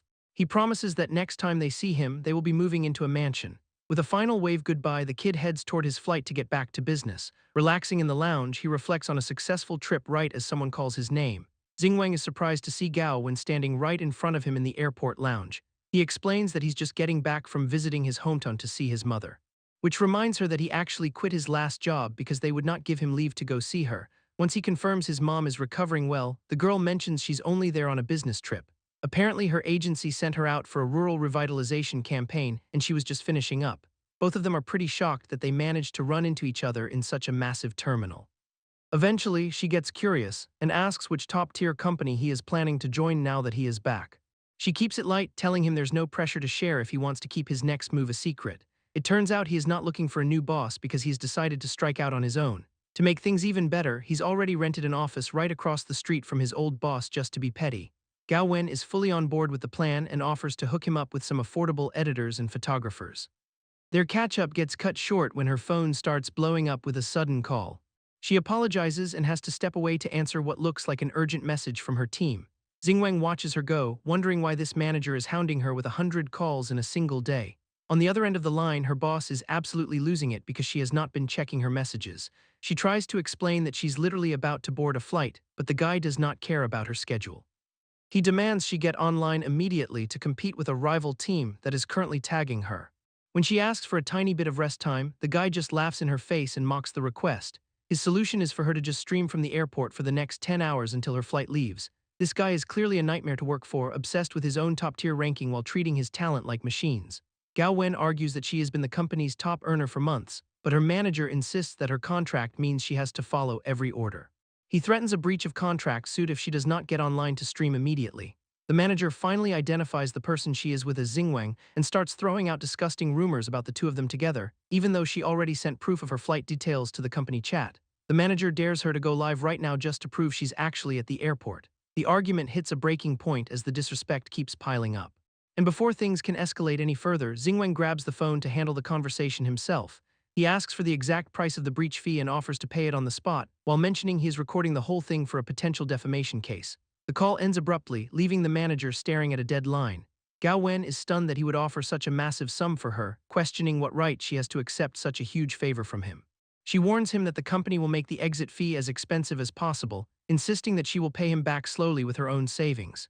Xingwang tells her not to worry about it because this is a business deal, explaining that recruiting a top-tier talent like her is the perfect way to rival his old boss. She is left wondering who this guy really is and what he is actually capable of. Xingwang lays out a commission-based salary package where her earnings will slowly pay back the breach fee, leaving Gao Wen to wonder who this guy actually is if he's not just some saint. Thinking the ratio might be too low, he asks for her thoughts, only for her to argue that the 70-30 split is actually way too generous. Most agencies would take half and never touch a massive debt like hers, so she thanks him for treating her like an equal when everyone else looked down on her. Xingwang just brushes it off as having a good eye for talent, framing the whole thing as a simple business advance because she is worth the investment. The gesture clearly hits home for her, seeing through his attempt to make a life-saving favor sound like a selfish business deal. With a smile, she officially accepts the offer and joins his team. The duo heads straight to the Miao Group corporate offices to finalize the paperwork. Stepping into the media department, they're met with the usual office grind, until her old supervisor intercepts them to question her choice in partners. He warns that trusting a guy like Xingwang will only lead to her being disgraced and abandoned. Tired of the drama, the new boss tells him to shut up and call the legal department. There's no time for petty arguments when they have a contract to terminate. The supervisor cannot believe a former nobody actually has the cash to cover the exit fee. And he refuses to take the threat seriously. He claims that sudden wealth is just a temporary illusion that will eventually leave them both in ruins. Xingwang shuts down the supervisor by explaining that money is a renewable resource and mocks the guy for being so worried about someone else's wallet. This leaves the manager completely speechless in front of the office, though he tries to save face by claiming he does not care about the company's bottom line anyway. He is just a middleman, so the financial hit does not affect his own paycheck. Xingwang finds it hilarious that a guy with such a tiny bit of authority is acting so concerned, which causes the manager to snap and bring up the old days when he was the boss. The dog comment does not land though, since the legal definition of an employee is pretty clear. A quick reminder about the contract's defamation clause is enough to keep the guy quiet for a bit. They finally move into the conference room to get the actual paperwork moving. Gao Wen is still a bit tense about the reality of leaving her old life behind, especially with her old boss whispering that this new money is probably dirty. She does not let the guilt-tripping work and tells him his concern is unwanted. With a quick signature, the termination is official and the supervisor demands the cash. Xingwang reveals the transfer went through a minute ago, leaving the staff baffled by his liquid assets. Standing at the top of the building, he takes a second to appreciate the view from the executive floor, telling Gao Wen that their real future is just getting started. The system even rewards the massive spending spree with nearly 100 million points. They finally walk out of the Miao Group building as free agents. Just as they hit the street, they run into a very familiar face waiting for them. The girl from earlier catches up to ask if they will still be hanging out now that Gao Wen quit. While Gao Wen feels a bit awkward about the sudden encounter, Xingwang is totally fine with it, pointing out his new office building nearby and even offering a cafeteria lunch date. This leaves the girl pretty confused about his sudden change in status, but a sudden phone call cuts the conversation short. Xingwang checks his screen to see a property manager calling about his latest acquisition. The lady on the other end confirms his property certificate is ready for pickup whenever he is free. She is clearly eager to impress her biggest client, and Xingwang realizes it is finally time to go check out that massive villa he bought. He tells Gao Wen to head home and rest while he handles some personal business alone. She does not mind the break and heads off. Leaving her friend to grill her on whether the rumors about the termination fee are actually true, the girl cannot wrap her head around the office errand boy becoming a secret billionaire overnight. Meanwhile, over at the real estate office, the staff is going into full-blown panic mode. Their manager warns everyone that this VIP visit is the make-or-break moment for their quarterly performance. Orders start flying to get the reception area looking perfect before the guest of honor arrives. The floor manager rounds up every single employee for a quick emergency huddle. He announces that the buyer of the 300 million villa is officially on his way. Everyone is told to check their uniforms and act like professionals to keep the company's reputation intact. It is all hands on deck because losing a client this big is not an option. Irene asks manager Wang if they even have a photo of this mystery tycoon they are supposed to meet. Wang laughs it off, claiming a man that rich will practically glow the moment he steps into the room. He shuts down her concerns, telling her to stop asking questions and start acting like a professional, and then goes into a full meltdown over a speck of dust, demanding the place be spotless for the VIP. While the staff is busy scrubbing every surface, a taxi pulls up to the front of the luxury estate. Xingwang steps out, taking in the massive scale of the property he just bought with his new wealth. The sight of a full security detail lined up at the entrance makes him feel like he's in the right place. But he's a bit confused about why everyone is standing outside instead of working in the office. Seeing the lobby completely empty makes him wonder if this whole Swan Bay deal is actually a scam. Still, the interior design is top tier, so he starts wandering through the high-end display models. He's actually impressed by the private pools and landscaping, trying to figure out which villa is his. Irene spots him and decides to be helpful, asking if he'd like a guided tour of the facility. Manager Wang sees them talking and immediately storms over to break up the conversation. He pulls his employee aside, demanding to know why she is wasting time on a random kid in a hoodie. The boss is convinced the VIP client could arrive at any second and wants the lobby cleared of nobodies. Irene tries to explain that she's just being polite, but her manager is not interested in her excuses. He tells her she is being naive and decides to personally step in to handle the situation, and looks the young man up and down, certain that this visitor does not have 2 cents to his name. Wang starts a condescending speech about how some people need to know their place and stop wasting time, and our protagonist finally realizes this manager is actually trying to kick him out of his own building.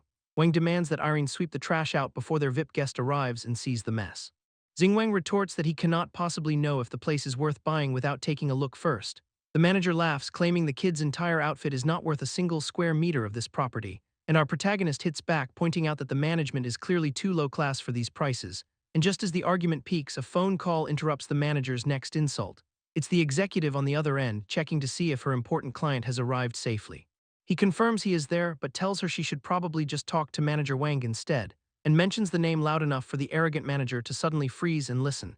Xingwang explains he's being called unworthy and decides to cancel the entire transaction right then and there. This news sends the executive into a complete panic as she realizes what is happening at the office. She knows her idiot employee is about to blow the biggest deal of the year over a hoodie, and begs the client to wait while she drops everything and sprints out of her own office, ordering her driver to get to Swan Bay as fast as humanly possible because if this mysterious rich client walks away, everyone's head is on the chopping block. She's fuming in the back of the car, wondering how Wang could be this incredibly stupid.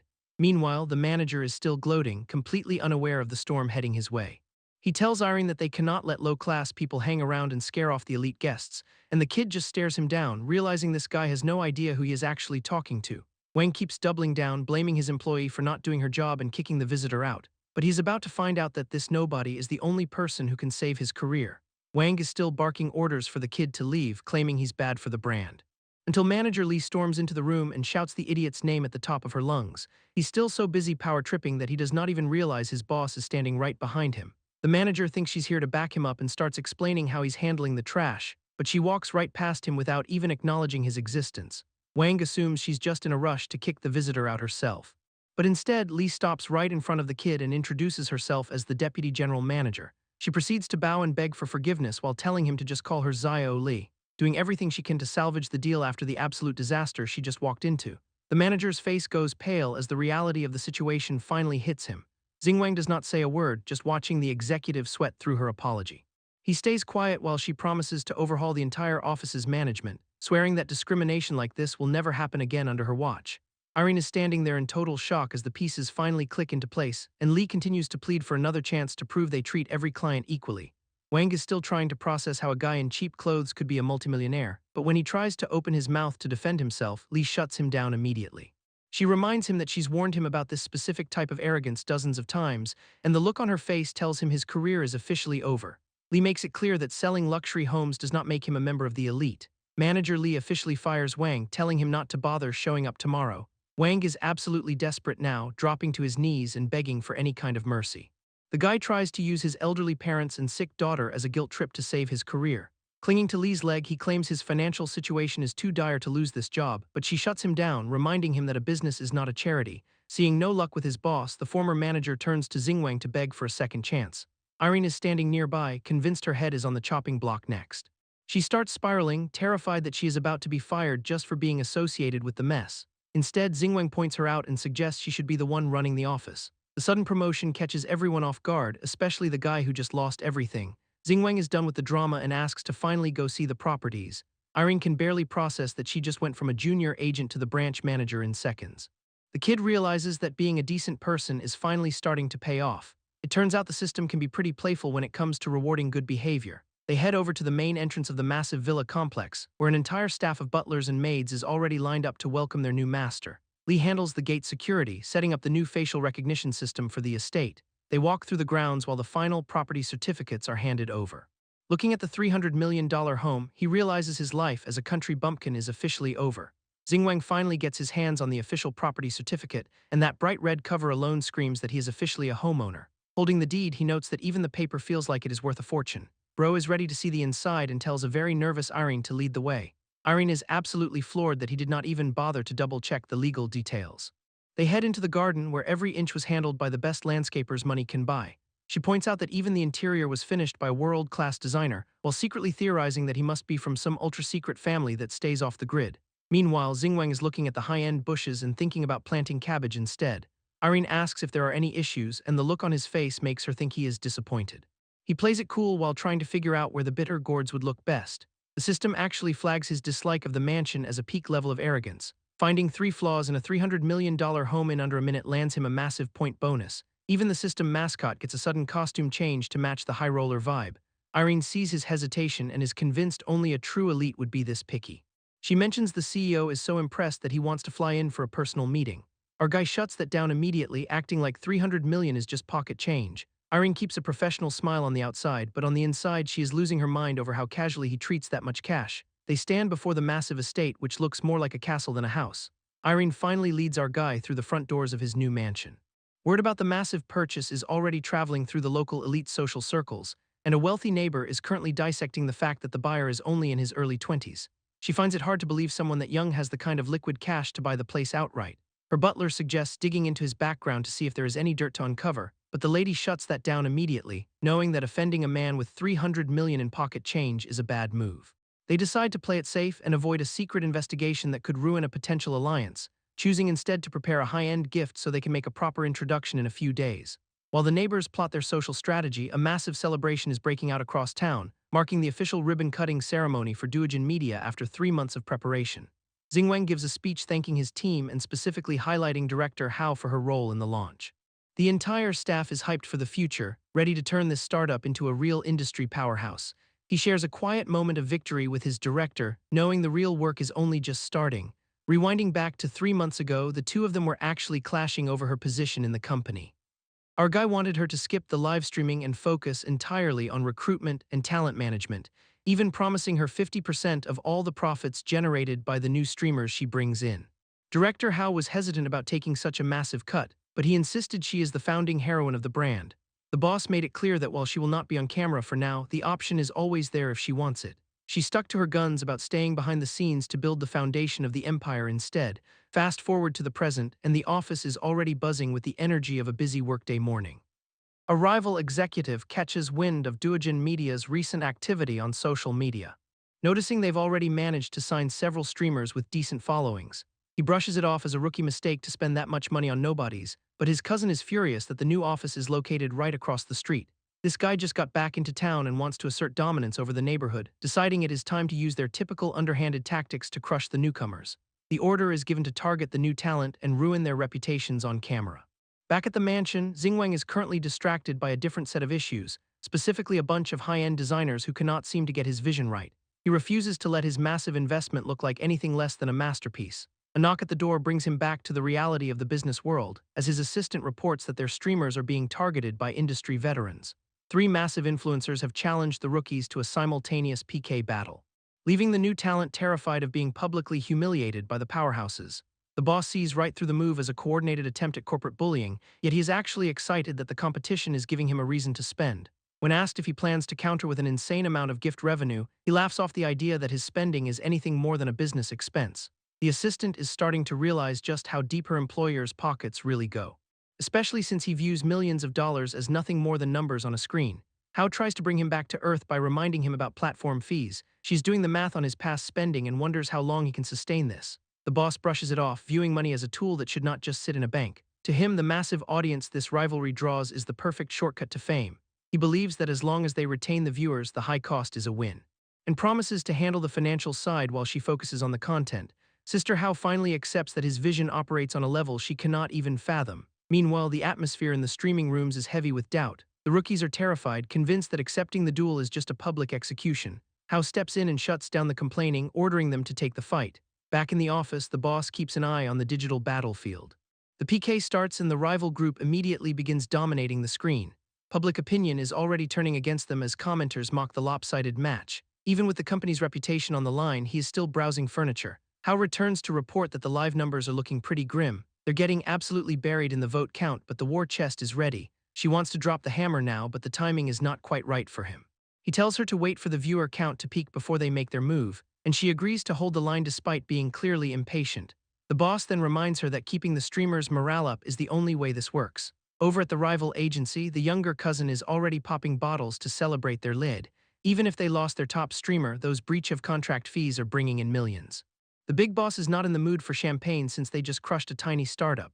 Losing Haeyeon still feels like letting a massive investment walk right out the door, but the situation gets worse when a message pops up on his phone. He realizes Haeyeon did not just leave, she joined Doojin to help build a rival company. Younger cousin starts sweating, trying to explain why he did not mention her new home earlier. Apparently some rich guy paid her fees and she's just playing boss now. The boss does not care about her ego as long as they secure the win today. That plan hits a wall when an employee bursts in with a frantic update.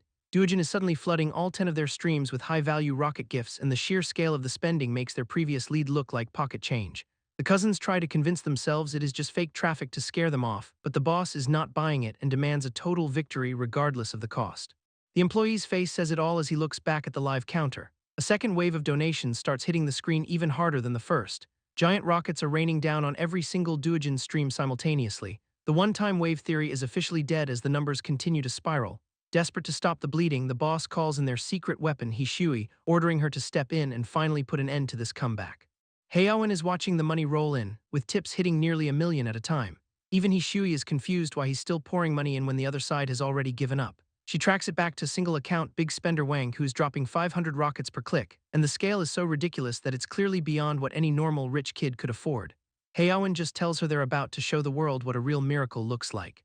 As the donation count keeps climbing past the point of being a simple flex, he calls her over to get her back on task, reminding her that the goal is not just winning, it is becoming completely untouchable in the industry. With the competition crushed, he sends her off to boost the team's morale and handle some username changes, leaving him alone to finally enjoy the fruits of his labor. This new setup is exactly what he wanted, finally ditching that dusty vintage look for something modern. He checks out the high-end design of the new streaming space, but the real focus is on the final tally for this round of spending.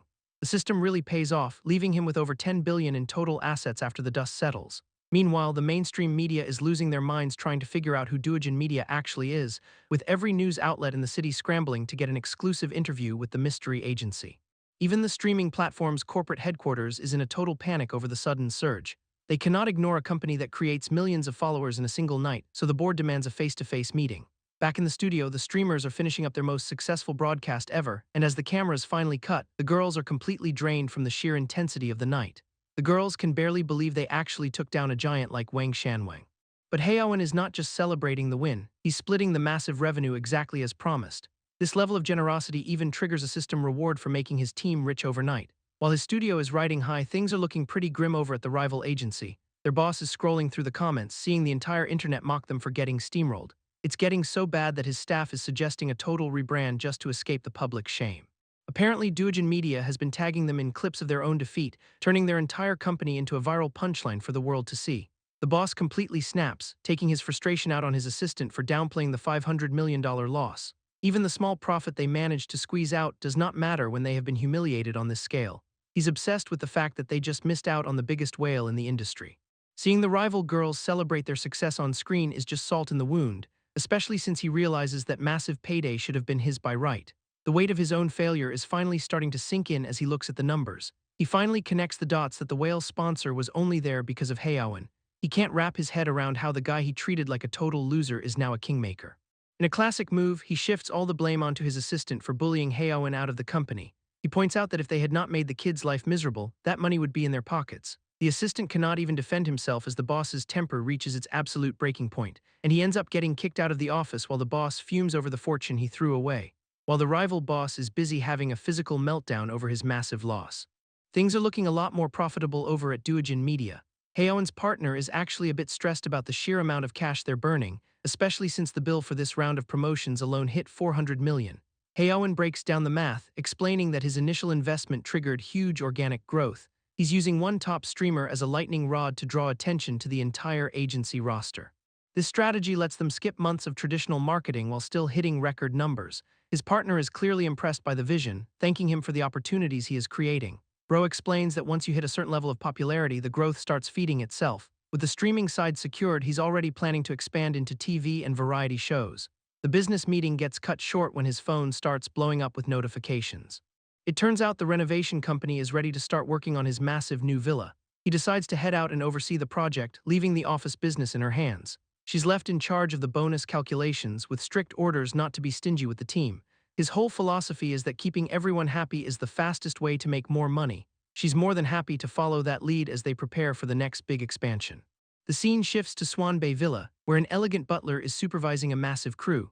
Workers are already inside tearing things down to make room for Haeyeon's custom upgrades. The butler is making sure the construction team stays careful with the load-bearing walls, and Haeyeon shows up on site to check the progress of his new high-end bachelor pad. A butler from one of the neighboring villas drops by with a high-end welcome gift.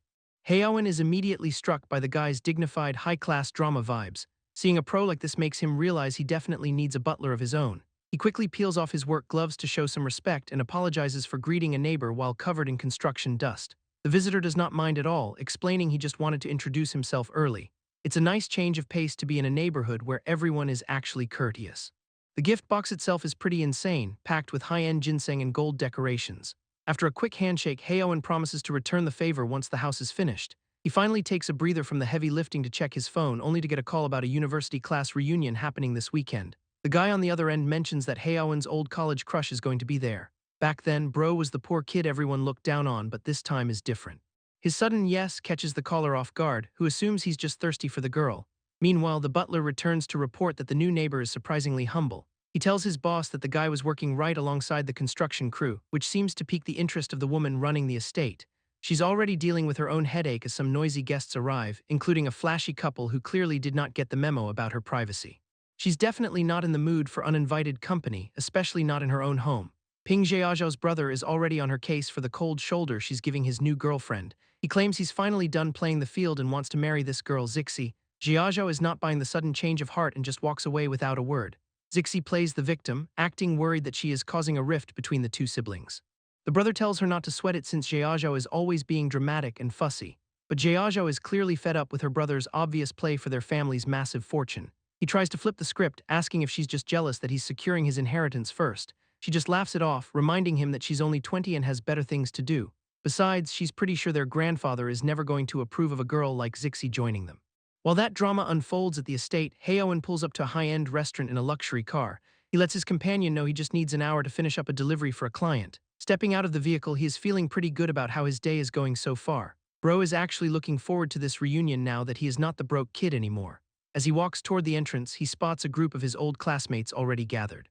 They're too busy staring at the $8 million car he just parked to even notice him yet. A girl in the group immediately starts gossiping, assuming he must have found a rich sugar mommy. The guys join in, joking that he must be desperate to land an old lady for that money. They keep the trash talk going as they walk, convinced he's just a lucky gold digger. Haeyeon overhears every word but does not even break a sweat as he approaches the judgmental group. He shuts down the sugar mommy theory instantly, leaving the girls speechless as he walks right past. Haeyeon decides to flip the script by calling out Wang Duju's own messy history, but the roast is cut short by the screeching tires of another high-end car arriving, and as the door opens, everyone's attention shifts to the stylish woman stepping out.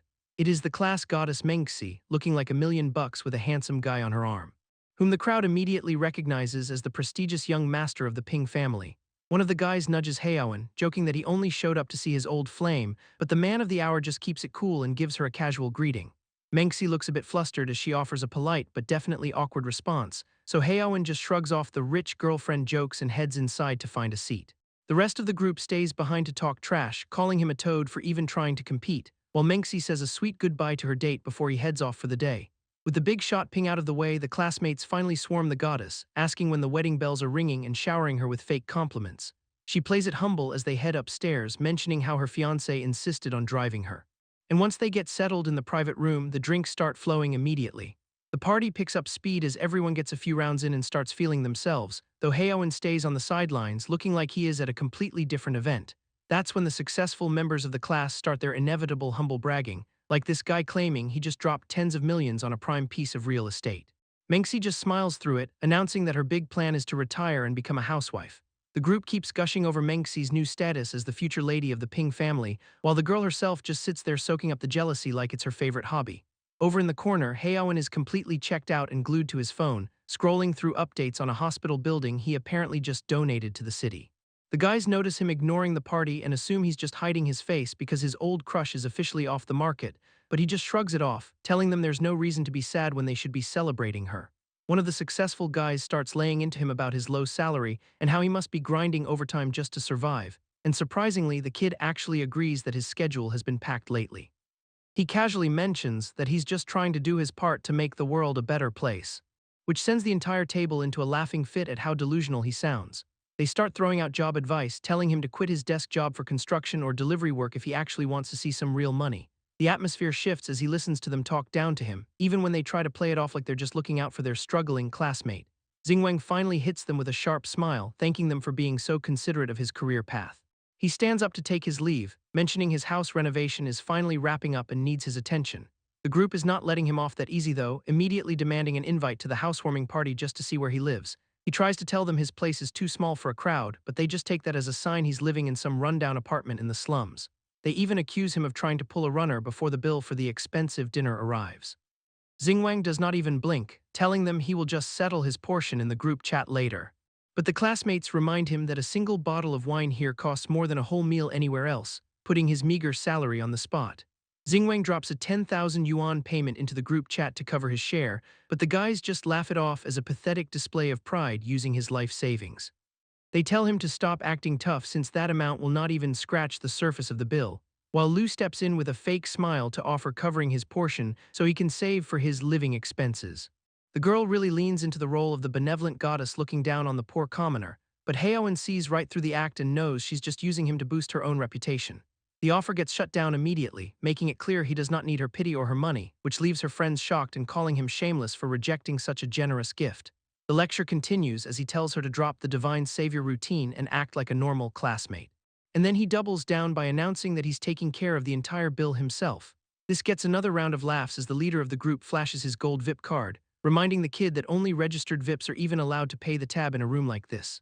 Haeyeon is not backing down though, demanding they call the manager over to settle the tab properly, and the classmates are more than happy to oblige since they think he's just setting himself up for a fall. They cannot wait to see him try to talk his way out of a bill he legally is not qualified to pay, but once the manager actually shows up, the tension in the room hits a boiling point. After confirming that a card is required to pay, our guy casually decides he'll just get one right now, sending the group into a laughing fit since a VIP membership requires a massive 500,000 yuan deposit. Rather than arguing, he asks the manager what the price tag is to just have these people cleared out, leaving the staff stunned while the classmates treat the whole thing like a bad comedy movie. The kid drops a bomb and says he's ready to drop 10 million yuan right now, leaving the manager stuttering because that kind of jump in price is unheard of. Since the reunion was just an excuse to mock him, Haeyeon decides he'd rather pay for peace and quiet, but the staff is still suspicious since our guy is not exactly dressed like a billionaire. Even after being warned that there is a limit to how far he can take a joke, the kid just pulls out a card and tells the man to get to swiping. The classmates start roasting the card immediately, calling it a cheap imitation because of all the scratches, and they're convinced he's finally lost his mind after years of being broke. Everyone waits for the inevitable declined message to pop up on the screen, only for the assistant to announce that the massive payment actually went through. The manager looks like he's seeing a ghost as the reality of the situation hits, while the rest of the group starts questioning if they've just woken up in a parallel universe. Now that the bill is settled, Haeyeon just wants to finish his meal without any more interruptions, so the manager turns around and officially kicks the entire guest list out of the room. This power move actually triggers a system level up, dropping a cool 20 million yuan reward into his lap. One of the guys tries to play the old friends card to save his reputation, and the girls start worrying about the social fallout of making an enemy this rich. Haeyeon is not hearing any of it though, pointing out they had no problem belittling him 5 minutes ago, so he tells them to take their face and their attitudes somewhere else. The group is forced to retreat, trying to act like they are too good for the place anyway. A new challenger enters the ring by offering 10 million and 1 yuan just to make Haeyeon leave. This flashy newcomer is young Master Ping, arriving with his girl to reclaim the spotlight. He claims she's his top priority, ditching his business just to back her up in this petty restaurant feud. The crowd recognizes him instantly, convinced that Haowen's new money can't possibly stand against the Ping family's generational wealth. Ping even admits he added that extra 1 yuan specifically to insult Haowen's previous bid. But the name Ping rings a bell for Haowen, reminding him of the butler who was literally delivering him gifts earlier. Ignoring the connection, the rich kid starts laughing, assuming Haowen has already hit his credit limit. He plays the part of the perfect boyfriend while his girl pretends to be humble about their obvious advantage. Haowen notes that since an outsider decided to jump into a private classmate dispute, he actually owes the guy a thank you for providing a fresh opportunity to turn a profit. Without breaking a sweat, he ups the ante by another 5 million yuan. Spectators are losing their minds as the bill for a single dinner starts reaching the stratosphere. Ping tries to stay ahead with 15 million and one, but Haowen instantly counters with 20 million. The system treats this real-life bidding war like a high-stakes live-stream battle, dropping a massive 50 million yuan reward for the PK victory, with the system literally cheering him on to keep the pressure high. Haowen says he's bored and casually boosts the price to 30 million yuan. Everyone expects the legendary young Master Ping to just swipe his card and end the debate, and his girlfriend is already demanding he keep going so they do not lose face in front of the crowd. In reality, Ping is having a total internal meltdown because he only intended to show off before talking business. He realizes that dropping 30 million in cold cash is a nightmare, even for someone with his family's reputation. Haowen gets his card back as the announcer starts the final countdown on the 30 million yuan bid, and with no other takers in the room, the deal is officially hammered down.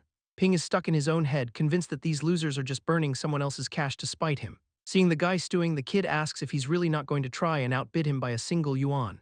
Just as the tension peaks, a phone starts buzzing in the young master's pocket. Ping uses the distraction to step away while the winner suggests he go ahead since the food is best served hot. It turns out to be a call from home that he definitely was not expecting. His sister is on the other end, demanding to know why he just blew over 20 million on a supposed hotel investment.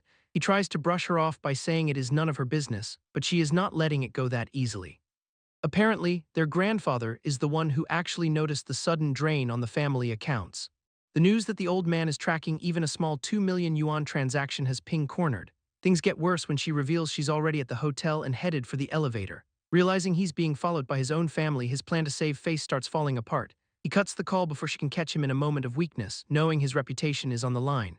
Haowen is still waiting for an answer on that bid, but the fire is gone from the rival's eyes. Ping finally snaps, calling the whole table insane for paying millions for a meal worth 20,000 at most. The crowd starts whispering about how the Ping family name is being dragged through the dirt by this retreat. Even after blowing up at the onlookers, the young master realizes he cannot win this financial war. The management officially records the withdrawal and offers to refund the deposits he already put down, and the defeated heir tells them to take it up with his secretary before storming out of the building. Haowen is honestly bored, finding this supposed big-shot heir less profitable than a standard stream donation. With the Ping family's reputation in the gutter, the people around them start panicking about losing face.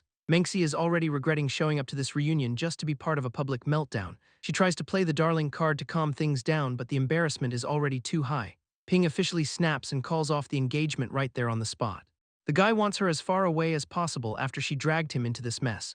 Mengxi cannot believe he is throwing away their future over a 30 million yuan bidding war. But he is done playing nice, admitting he only liked her for her looks while she was just after his bank account. Haowen just wants to know if he can finally eat his dinner in peace. The manager is more than happy to clear the room to ensure the big spender is not disturbed. Ping leaves with a classic parting threat, warning the kid not to run into his family ever again. That exit is cut short when his sister Jiazhou finally arrives to deal with the fallout. She demands a full explanation for the scene her brother just caused, and immediately takes control of the situation by announcing a 2 billion yuan investment into the hotel. That number completely changes the vibe, proving the Ping family still has plenty of weight to throw around. Even the other guests are starting to wonder who actually came out on top in this exchange. Jiazhou is not here for her brother though, telling the manager to clear the floor so she can talk to Haowen. The crowd is stunned that she'd personally want to negotiate with someone they all thought was a nobody. Those who spent the night mocking him are starting to realize they might have picked the wrong side. And as she approaches his table, Haowen decides this sister might actually be worth his time. The manager starts clearing the floor to give the VIPs some privacy. Jiazhou sends her brother packing by reminding him that their grandfather is already waiting at home. The remaining guests take the hint and make themselves scarce while the vibe is still awkward. Ping does not have much of a choice but to retreat after being thoroughly embarrassed. His former fiancée tries to chase after him with an apology, but he's already done with this entire disaster. Jiazhou stops the girl mid-stride with a cold warning to stay far away from their family if she values her peace. And that's enough to send the girl running out of the building in a total panic. With the dead weight finally gone, the Ping siblings can actually focus on the real reason they're here. They head toward a more private area to settle things away from prying eyes. Once the manager gets the rest of the dining room set up for the VIPs, Jiazhou turns her attention back to Heyawen. They move the conversation to a private room where the tone shifts from public drama to actual business. She checks to see if he received the gift she sent over, and he confirms he was planning to return the favor soon. Jiazhou officially apologizes for her brother's behavior, admitting she's the only one who can keep him on a leash. Pouring a glass of wine, she makes it clear that offending him was never part of the family's plan. The goal was always to protect their reputation by cleaning up the mess before word got around. She asks him to treat this gesture as a formal apology and a sign that the Pings owe him one, and then she downs the entire glass to prove she's serious about making things right. Heowen finishes his own drink, noting that as neighbors it's better for everyone if they just get along. Jiazhou finally drops the act, admitting the business talk is just a cover so her brother can leave with some dignity. Now Heowen has to sit through a 2-hour fake meeting just because this girl refuses to follow the rules. Jiazhou encourages him to start on the expensive spread rather than wasting time, insisting he should not mind her presence since it is his lunch hour after all. Heowen dives into the food to make the best of the awkward situation, but having her sit there silently as an audience makes it impossible to relax. Jiazhou seems perfectly fine with just watching his lack of pickiness with the menu. This silent scrutiny makes every bite feel much heavier than it should. He finally breaks the silence to ask if there's actually any business to discuss. Jiazhou admits that since they're basically strangers, she doesn't really have a topic in mind. It's a logical answer, but the lack of conversation only makes the atmosphere weirder. A sudden phone call from his boss provides a much-needed distraction from the staring contest. She is already in the building and looking for his specific suite to join the meal. This interruption could not have come at a better time for his comfort level, and the silver-haired girl walks in ready to check on how the food is. She immediately notices the lack of a crowd and asks why the reunion is so small. The arrival of a second woman shifts the dynamic in the room instantly, and Jiazhou decides she has seen quite enough of this specific gathering. Without another word, she announces she has other business and heads for the door. Heowen wonders why she is bailing on the 2-hour plan the second his friend showed up. The newcomer is just as confused, wondering where the rest of the group went, but he confirms the woman who just left was definitely not a former classmate. Boss notes it has been a long day as they finally dive into the massive spread of food. The price tag is actually stressing her out, especially since one meal costs 30 million. But she figures rich people treat cash like dirt and refuses to let a single bite go to waste. Heowen tells her to get used to it before shifting the conversation to their latest client. The live streaming merchandise deal is already moving fast with streamers and writers locked in, and he points out that her old career as a streamer was really holding back her true potential. Internally, though, he is totally distracted by her outfit and wondering if this is a seduction tactic. She pauses to express how much he has genuinely changed her life, noting that moving from a streamer to a director means she might finally get the respect she is after. This is only the beginning of their climb, and she is ready to see how far they can go. Reaching for his wine, he offers a toast to their continued growth. The glasses clink as they seal the deal on their professional future, and she echoes the sentiment to officially celebrate their successful partnership. Heowen is all in on the plan, though they both agree that letting this expensive food go to waste would be a crime. Outside the restaurant, a twin-turbo supercar pulls up and immediately catches everyone's attention. Most people can only dream of affording a $3 million ride like this one, so a crowd gathers to see who is behind the wheel of such an aggressive machine, and a guy draped in gold chains steps out to make a grand entrance. Zhang spots the boss and acts like they are old friends, immediately bringing up her career change and offering a ride in his new supercar. She's not interested and tries to shut him down politely, but he will not take no for an answer, insisting on waiting around just to grab a meal. This guy is not used to being ignored, especially after spending so much time as her top fan. He's already bragged to his friends about winning her over this month. So watching his $3 million flex fail is hitting his ego pretty hard. Just then, the protagonist pulls up on his humble electric scooter to pick her up. She introduces Zhang Wencheng as a former high-tier donor from her streaming days, and while the kid tries to be polite as a colleague, Zhang can barely hide his disgust at the ride. The boss does not care about the luxury car, though, and hops on the back of the scooter to head out. Zhang is left standing there in total disbelief that he just got picked over for a moped, convinced the kid is a total loser who does not even belong in the same conversation as him. Since his big play failed, he decides to call up a buddy to make sure his day is not a total waste. He invites another friend out for crayfish, trying to salvage his pride with a high-end dinner. Meanwhile, the city traffic is at a complete standstill for everyone in a car. But the scooter lets the duo zip through the gridlock without breaking a sweat. She checks the map and realizes they're only a corner away from their destination. After the fancy dinner they had yesterday, the kid is looking forward to some plain, simple comfort food, and they finally arrive at the spot to see if the crayfish lives up to the hype. Zhang and his date finally arrive at the restaurant, ready for their own feast. While the boss is already busy ordering every flavor of crayfish on the menu, she does not hold back on the eating etiquette either, showing him exactly how to get the most out of every bite. The two of them toast to a successful escape from the city traffic, completely unaware that the guy they just ditched is walking through the front door. Zhang's mood immediately tanks the second he spots them sitting there together. And even though his date wants to leave, he refuses to let them ruin his favorite meal. He cannot help but stare at the pair from across the room, absolutely fuming that she used a fake excuse just to hang out with a loser on a scooter.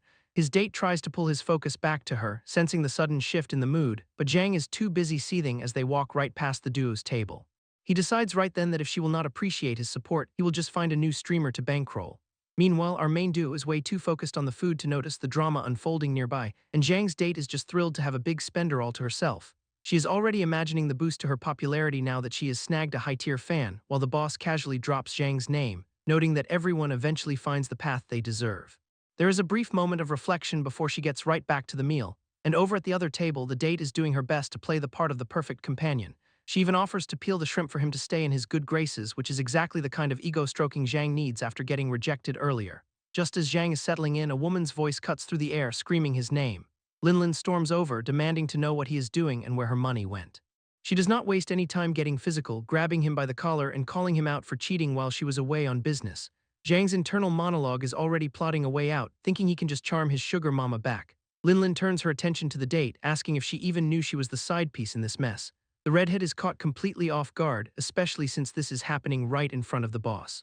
Before Zhang can even get a word in, Linlin is already listing off the cars and watches she bought him. She reminds him that his entire lifestyle is funded by her monthly allowance, and Zhang immediately pivots to playing the victim, claiming the other woman forced herself on him. Linlin is not buying the innocent victim act for a second, but she still turns her rage toward the date, ready to make her pay for trying to steal her man. Zhang drops to his knees in a pathetic display of loyalty, swearing his true feelings are only for Linlin. The redhead is completely blindsided as the truth about the rich young master finally comes out. Everyone in the restaurant realizes he's just a gigolo using someone else's cash to look cool. Linlin stops to ask if he's actually serious about being the one who was seduced. She demands he prove his loyalty right now if he wants her to believe that story. Without a second thought, Zhang shoves his date away to save his own skin, leaving her on the floor in total shock at how quickly he flipped. He caps it off by screaming that she was the one leeching off him for free meals this whole time. The redhead tries to explain she is just as much of a victim as Linlin is, but Han Xingwang has officially seen enough of this guy's nonsense. He calls Zhang out for being a total hypocrite about respecting people, and starts making his way over to the middle of the drama. On his way, he grabs a massive plate of spicy seafood and interrupts the trio just as Zhang is feeling himself. Without saying another word, he slams the entire plate right into Zhang's face. The redhead can't believe someone is actually stepping in to help her, while Zhang stands there covered in sauce and looking like a complete joke. The spicy sauce hits his eyes and he starts screaming like a toddler, which sends Linlin into a panic as she tries to clean him up. Han does not stop there and calls both of them out for being absolutely shameless, and even though Linlin is offended, she cannot help but feel like he is actually right. Zhang is still struggling to see but manages to scream that he's going to kill him, though Han just shrugs it off and tells him he'd love to see him try. Seeing him stand his ground makes the redhead realize how wrong she was to ever judge him. Desperate to get some revenge, Zhang grabs a bottle from the table, smashes it to make a jagged weapon and threatens to end him right there. He lunges forward with everything he has left, but Han just sidesteps the attack and buries a knee right into his chest. And the impact sends Zhang flying across the floor, leaving him to get roasted by the restaurant owner for being less loyal than a pet. The boss lady cannot help but notice that Han is actually a total catch. While Zhang is busy wondering how he got folded by a guy who is not even that big, Redhead tries to show some gratitude, but Han plays it cool and says he just hates losers. She assumes he's just being modest and finds the whole cold hero act pretty charming. Zhang tries to crawl back to Linlin, but she's completely done with his embarrassing behavior. The owner makes it clear that he's officially the lowest person in the room right now. This lady even tries to shoot her shot by asking for Han's wetchet on the spot. As the group tries to head out, the redhead catches up to Han for one last talk. She offers a dinner date as a thank you for saving her from the mess, only for Han to give her a hard pass without missing a single beat. Apologies start flying as she tries to make up for being so rude earlier, but he tells her not to bother since he did not do any of this for her anyway. Gao Wen pulls him away so they can finally get back to their actual jobs. Redhead watches him walk off and realizes she really missed out on a good guy. She starts hoping for another chance while Zhang stays on the ground begging for mercy. The manager tells her staff to make sure the bill for the damages is fully settled. She decides to give Zhang a very personal goodbye with the tip of her heel and kicks him out of the restaurant to finally put an end to the scene. The restaurant manager makes a clean exit after delivering that final kick, walking away and leaving the rest of the group to deal with the fallout. Linlin is clearly done with the drama, but Zhang still has not learned his lesson, actually thinking he has a shot with her because she is a wealthy internet celebrity. He tries to slither back into her good graces, but Linlin is completely over his nonsense. Before he can even finish his sentence, she sends him flying with a kick of her own. and leaves him groveling on the pavement at her feet. She gives him a final warning to stay away or the police will be the ones dealing with him next. With the restaurant mess finally over, the scene shifts back to the city office at night. Gao Wen cannot help but bring up how much she appreciated Han stepping in earlier, and he explains that he just wanted to make sure Zhang would not be a problem for her anymore. She is so grateful she promises to work for him forever before pitching a new business idea, suggesting they pivot from simple live streams into the world of short-form dramas for better branding. Han loves the vision and decides they should film the first 10 episodes immediately, though Gawain is caught off guard when he insists on paying for the entire project himself. He does not want to risk the company's funds on a new venture, even if she thinks it is a huge gamble. Without even blinking, he transfers the funds right then and there to get things moving, mainly because he needs to spend his daily allowance before it expires at the end of the day. Our boy manages to clear the transaction just in time to keep his system streak going, while Gawain is left completely floored by how fast he moves his money around. Han tells Gawain to head home and get some rest since her place is being renovated.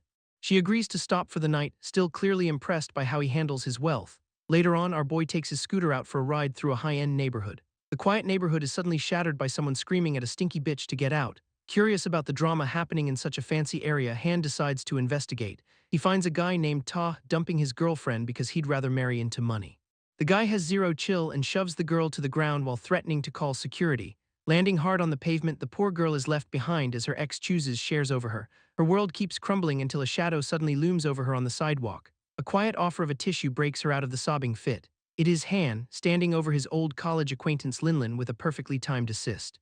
The situation is awkward to say the least, especially given their history from school.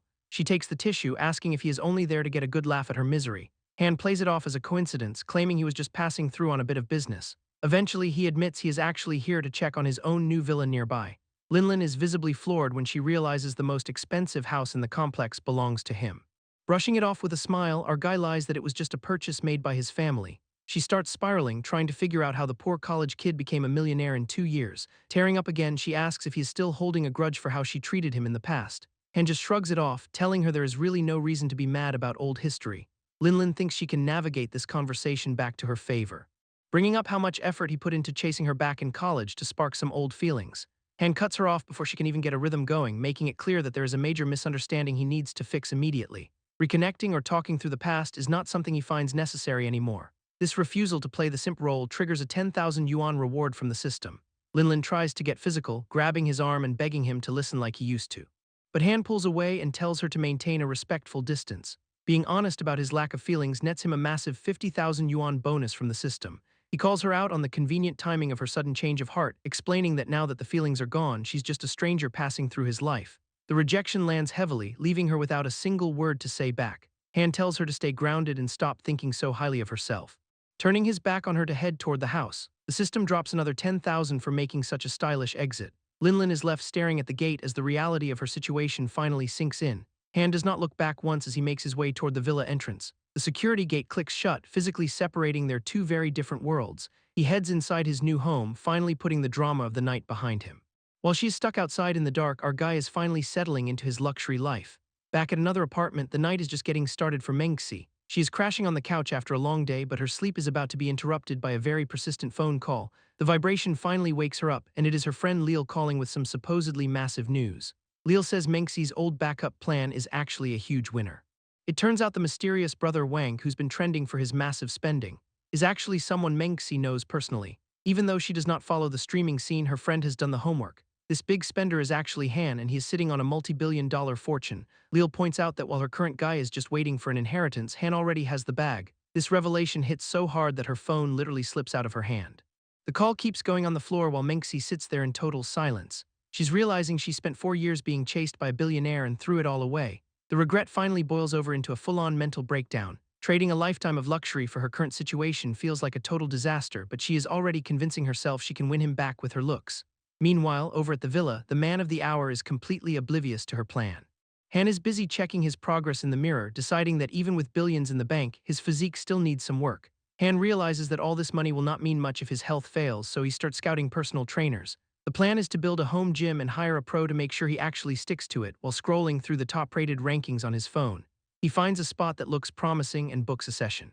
Right as he makes the purchase, the system triggers a surprise notification. It turns out the intense regret from Mengxi and Xinuo has reached a threshold that unlocks a system upgrade. Han did not even know this thing could level up, but the new plugin reveals that Mengxi is sitting at 80% regret while Xinyuo is at 50. This saltiness translates into 5 free stat points, which he immediately dumps into his strength.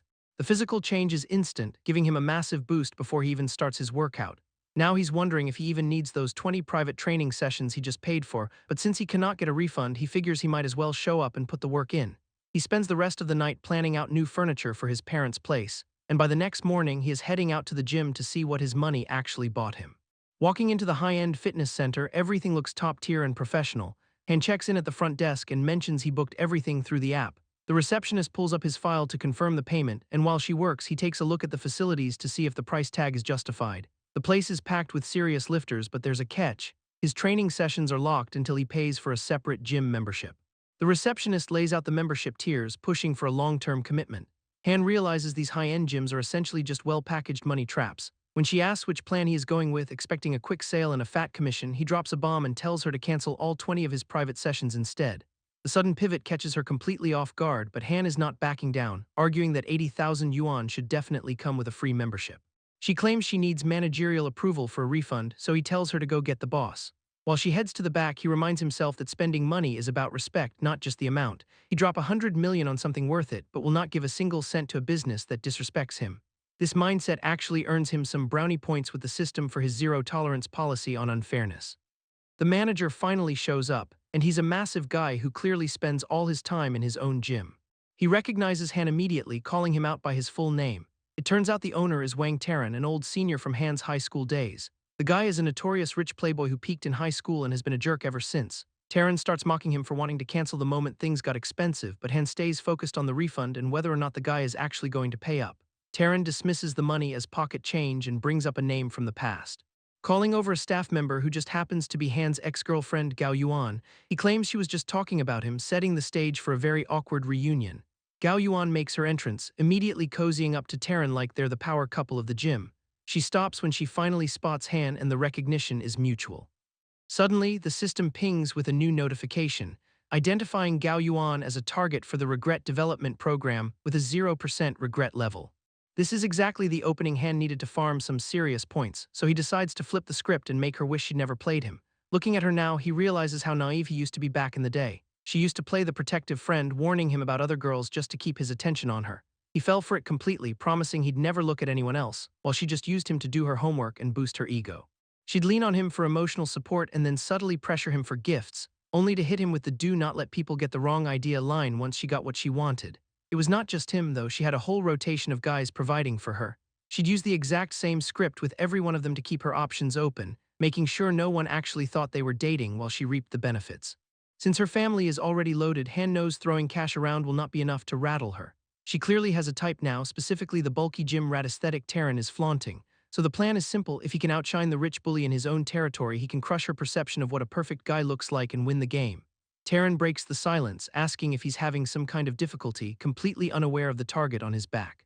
Han's entire mission right now is making Taran look like a total clown, starting with a complaint about the gym's membership and private lesson fees being a total ripoff. Taran immediately fires back with a jab about how office workers get all the cardio they need just by taking the subway. Since the ex-girlfriend is watching, Han decides to commit to a full year anyway just to show some fake support. This move clearly catches the gym owner off guard, leading him to warn that pretending to be rich will only result in Han starving just to afford the membership. The tension is thick as Gao Yuan watches the two of them square off, while Taran smugly assumes his rival is just a desperate guy still stuck on his former flame. Playing into that pathetic image, Han asks for a massive discount since they used to be classmates. The request leaves the gym owner stunned for a second. But the kid doubles down on the old school friend card to see how far he can push the guy. He knows Taran's wealth is likely built on Gao Yuan's family money, so playing the weak prey is the perfect setup for the long game. To look like the bigger man in front of his girl, Taran offers a 40% discount and throws in 10 extra sessions for free. He can't help but throw one last insult, telling the kid to actually try so he does not become the gym's local joke. Accepting the favor with a smile, the protagonist promises to pay back this generosity twofold down the line. Taran just scoffs at the talk, completely missing the underlying threat in that promise. The gym owner hands Han off to another trainer so he can go show off for Gao Yuan during their private workout. Gao Yuan offers a pitying good luck while privately thinking he is too scrawny to ever look as good as her current guy. The new trainer is ready to get started on a routine, but Han shuts it down immediately, claiming he's got way more important business to handle elsewhere first. Han finishes up at the gym and heads out, while Taran keeps running his mouth, labeling him a fake fitness guru and a cheapskate. The guy's insults do not even land though, because the protagonist knows the harder they mock him now, the better the eventual payback is going to taste. Once he is out on his scooter, it's time to check the progress on his system stats. Hang Xingwang notices his height actually went up a centimeter, which makes him wonder if he will just keep getting taller as his stamina grows. The system quickly shuts that dream down with a pretty suggestive joke about where that extra length is actually going to show up. Trying to ignore the digital sass, he pulls up the profiles for Qiu Xinyuo and Lin Mengxi to see who is closer to breaking. His own stamina is sitting at 23, and he is aiming to hit the human limit of 40 before focusing purely on the targets. Mengxi is already at 80% regret, so pushing her the rest of the way seems like the fastest path to a major reward. It's settled then she's the primary target for the next phase of the plan. While he's plotting, the girl in question is busy convincing herself she still has a massive lead. Lin Mengxi figures 4 years of obsession does not just vanish, so she starts prepping her natural look to reel him back in. She's banking on that classic no-makeup makeup trick to look effortlessly perfect for their next encounter. Every single strand of hair is calculated to make her look like the ultimate prize he cannot afford to lose. Right on cue, her phone starts buzzing with a call from the very man she was thinking about. She's practically gloating, thinking Han could not even last a day without reaching out to hear her voice. Her plan is to play the submissive, regretful ex, assuming he'll fold the second she shows a little vulnerability. But the second the call connects, a system notification pops up showing her regret level just ticked up by another %. Han realizes that not being eager is actually the secret sauce, and that playing hard to get is exactly how he's going to break her. Han looks back at his old obsession with Gao Yuan, realizing he was just chasing a shadow, and spending years as a simp for someone who is not even his type is a pretty big wake-up call. He decides to test the waters with Lin Mengxi, who answers with her usual dismissive tone, but instead of playing her games, he tells her there's something she needs to return. She immediately starts overthinking it, assuming this is the part where he asks her out again. But the actual request is for the single tissue she borrowed to wipe her tears the other day. This level of pettiness is so unexpected that it completely breaks her composure, so she ends the call without a word, unable to believe he'd actually call for something so trivial. His total lack of romance even surprises the system, which drops a cash reward for his directness, while Mengxi is left wondering who on earth would ever ask for a used tissue back. But the more she dwells on it, the more her ego tries to find a hidden meaning, deciding he was simply too embarrassed to ask for a meeting and used the tissue as a clumsy excuse. Thinking he is just being an awkward college boy makes her feel like she is back in control, until her theories take a massive leap into some genuinely unhinged territory. She convinces herself he's after that tissue because of some weird obsession with her bodily fluids. And since the original is long gone, she decides to create a fresh replacement to satisfy his supposed fetish. This girl is actually going through with it, prepping a gift she thinks he'll cherish, making sure the new tissue is thoroughly authentic before deciding it is ready for delivery. This bizarre logic somehow pushes her regret level even higher while Han continues his commute, leaving him baffled by the sudden system update and her reaction to his simple trolling. Han heads out on his scooter, fully convinced that simping is a dead-end road for anyone looking for a happy ending. While waiting at a local coffee shop, he realizes his recent tasks have been a bit too woman-centric and decides it is time to pivot toward actual investments. Browsing through an auction list on his phone, a stolen national treasure catches his eye, giving him a much better way to spend his system-given wealth. The focus shifts when Lin Mengxi finally arrives. Clearly expecting a much warmer welcome than she is actually going to get. She sits down looking completely overdressed for a casual meeting, even bringing along a fancy gift box for what is supposed to be a simple handoff. Han does not hold back, immediately calling out her natural makeup and the effort she put into her appearance. He mocks the idea of using such an elaborate box just to return a dirty tissue, and the blunt rejection sends her regret level ticking up another notch. This is not just about the tissue though, as he reminds her she only cared about him once he stopped being poor. He makes it clear he has zero interest in being her backup plan, and seeing her reaction confirms his theory that his rudeness is actually working. Mengxi tries to defend herself, claiming he should have just rejected the meeting if he did not want to see her, but that was actually the whole point of him showing up. He wanted to see her face the moment her expectations were crushed. And as she storms off in a huff, the system keeps piling on the regret points. Mengxi's regret ticks up another %, and our guy realizes she has lost all her power over him. It's a total 180 from how things used to be back when she treated him like a total simp who was only good for doing her homework. She did not even think he was worthy of carrying her shoes back then, but the tables have completely turned now. Seeing her like this is just the tip of the iceberg, and with her regret hitting 99%, the system drops 5 reward points. Han does not hesitate and dumps every single point straight into his stamina stat. The effect is instant, leaving him with so much excess energy he feels like he could run a marathon. He decides to hit the gym to see exactly what this new physical boost can actually do. By the next morning, he's already at the weights ready to push his limits. Starting with 50 kilos feels like lifting air, so he starts looking for something heavier. This gets the attention of a trainer who tries to give him the standard speech about not ego lifting. Han just brushes it off, asking the guy if he is really that worried about him getting hurt. He keeps stacking the plates while joking that the trainer is only there to keep him safe anyway. When he asks to jump straight to 150 kilos, the trainer starts looking a little concerned. The pro warns him that is a weight only advanced athletes should be touching, so Han naturally decides to make it an even 200 kilos just to see what happens. Those extra points make the massive rack feel like it is made of cardboard. The trainer thinks he's just being a troll, but Han tells him to relax and stop stressing out. Since he will not back down, the gym staff makes him sign a liability waiver before he attempts the lift. Gym staff reminds him they are not responsible if he breaks himself, but Han thinks they're just overreacting to a simple bench press. The trainer, Zhang Kai, snaps back that 200 kilos is a serious risk, and he is mostly just worried about the headache of a massive injury on his watch. Other gym-goers start drifting over to see what the commotion is about, so Zhang Kai explains he tried to be reasonable before the kid insisted on the heaviest plates in the room. Seeing an opportunity to end the lecture, Han decides to turn the tension into a bet. The sudden challenge catches Zhang Kai completely off guard. If the bar goes up, the gym covers the fees, but a failure means Han buys 100 training sessions on the spot.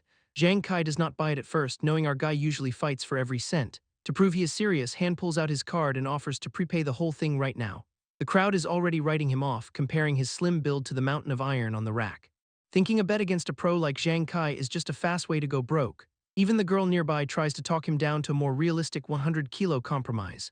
Han ignores the peanut gallery and asks the trainer if they are doing this or not.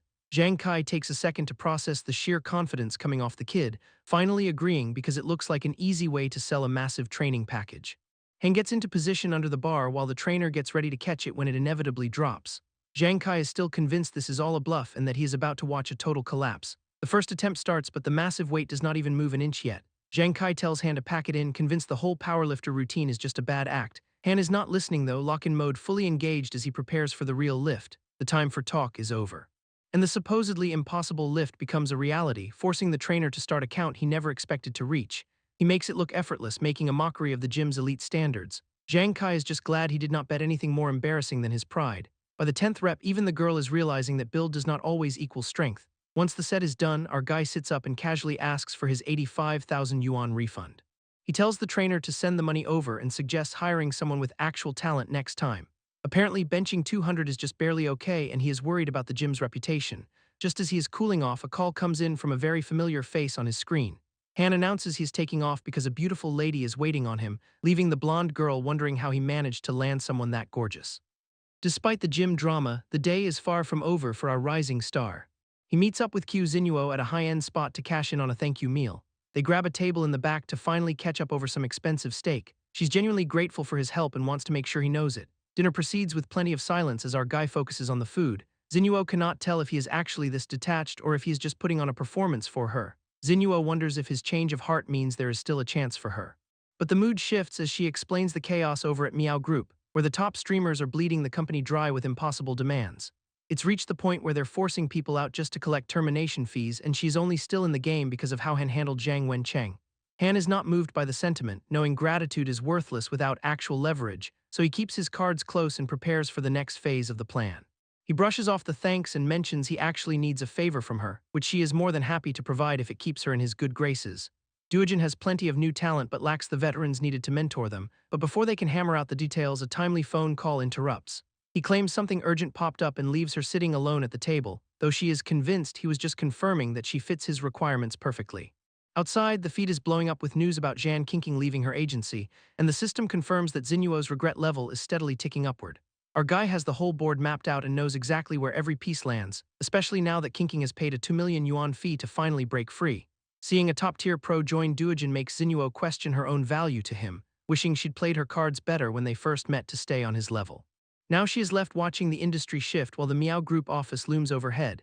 Zinuo heads back to the office where the mood is already tense. She can tell something is wrong the moment she walks through the door as she is summoned to the top floor for an immediate meeting.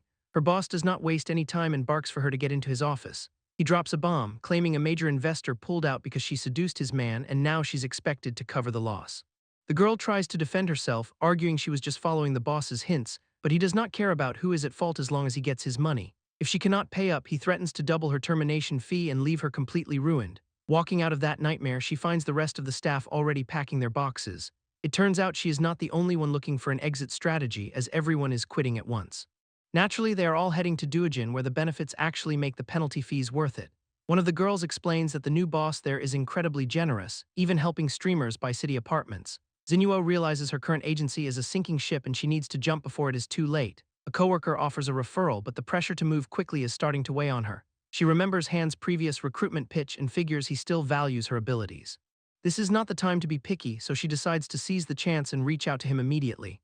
A week later, she meets up for a coffee, but the news is not what she expected. The recruiter tells her that despite her qualifications, Duojin is already at full capacity. Realizing she already paid her termination fee, she's now stuck without a job or a backup plan. While she deals with the fallout, Han is already back at the office monitoring the next phase of the plan. The system confirms Xinuo's regret is spiking, which is exactly what Han was waiting for. While the world outside keeps moving, she's stuck inside realizing how badly she messed up. Scrolling through her old messages shows a week of failed attempts to get Han's attention, and every single follow-up was met with either silence or a polite excuse about being too busy. With her house mortgaged and barely 800 yuan left in her account, the situation is officially dire. Everything she worked for is slipping away and her career is basically on life support. To make things worse, her old boss at Meow Group catches up with her just to rub it in. He makes it clear that leaving his company will not lead to a better life because he is blacklisting her everywhere. Even though she already paid the massive exit fee, he is not satisfied with just taking her money. This guy is trying to ruin her entire future out of pure spite, and she has zero leverage left to stop him. Now she's left wondering how she's going to survive without a job or a single backup plan. Over at the Duojin headquarters, things are moving a lot faster than they are for her. One of Han's employees stops by his desk with an interesting update on the situation. It turns out Xinuo is so cornered that she's reaching out to other streamers to beg for a meeting.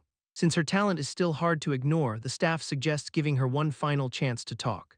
Han finally agrees to a meeting, figuring she's been humbled enough to actually be useful now. They meet up at a quiet cafe to discuss what's left of her professional life. The cocky attitude from before is completely gone, replaced by someone who finally knows where she stands. She admits that her ego blinded her and that no other agency will touch her after the blacklist. Bro has her begging for a tiny salary just for the chance to work under him again. Han is not about to let her lowball herself just because she is currently desperate, because even if her reputation is in the gutter, her talent is still undeniable. He tells her not to sell herself short since they have worked together long enough for him to know her value. Exploiting people is not how he runs things, so he's willing to pull some strings to make this work. When it comes down to the actual contract details, the premier slots for top earners are already full. The only spot left is a B-tier position, though he promises her the resources to level up quickly. Since she was ready to work for basically nothing, a B-tier slot feels like a winning lottery ticket. She agrees to the terms immediately, finally securing a way back into the industry. Bro tells her to go see the management team and let them know he's personally vouching for her. As she sits there, the weight of her past behavior finally starts to settle in, making her realize that the people she used to look down on are the only ones helping her now. Han reminds her that judging others based on their struggles is a mistake she will not be making again. They wrap things up outside, with Han satisfied that she's finally learned her lesson. That final realization pushes her regret level to 99%, triggering a sweet reward from the system. He reflects on how some people never understand the pain they cause until they're the ones feeling it. The 5 points he just earned get dumped straight into his stamina and intelligence stats. Instead of saving them for later, he decides to use the points right then and there. Every single point goes into his physical conditioning, pushing his body past the limits of a normal human. The system confirms he's reached the peak of stamina, leaving him feeling like an absolute unit. Now that his body is in prime condition, it's finally time to go handle his business with the competition. Han heads to the gym looking like he is ready for a serious session, walking into the facility where the local regulars are already grinding hard, and Gao is right in the middle of it, putting up massive numbers on the squat rack.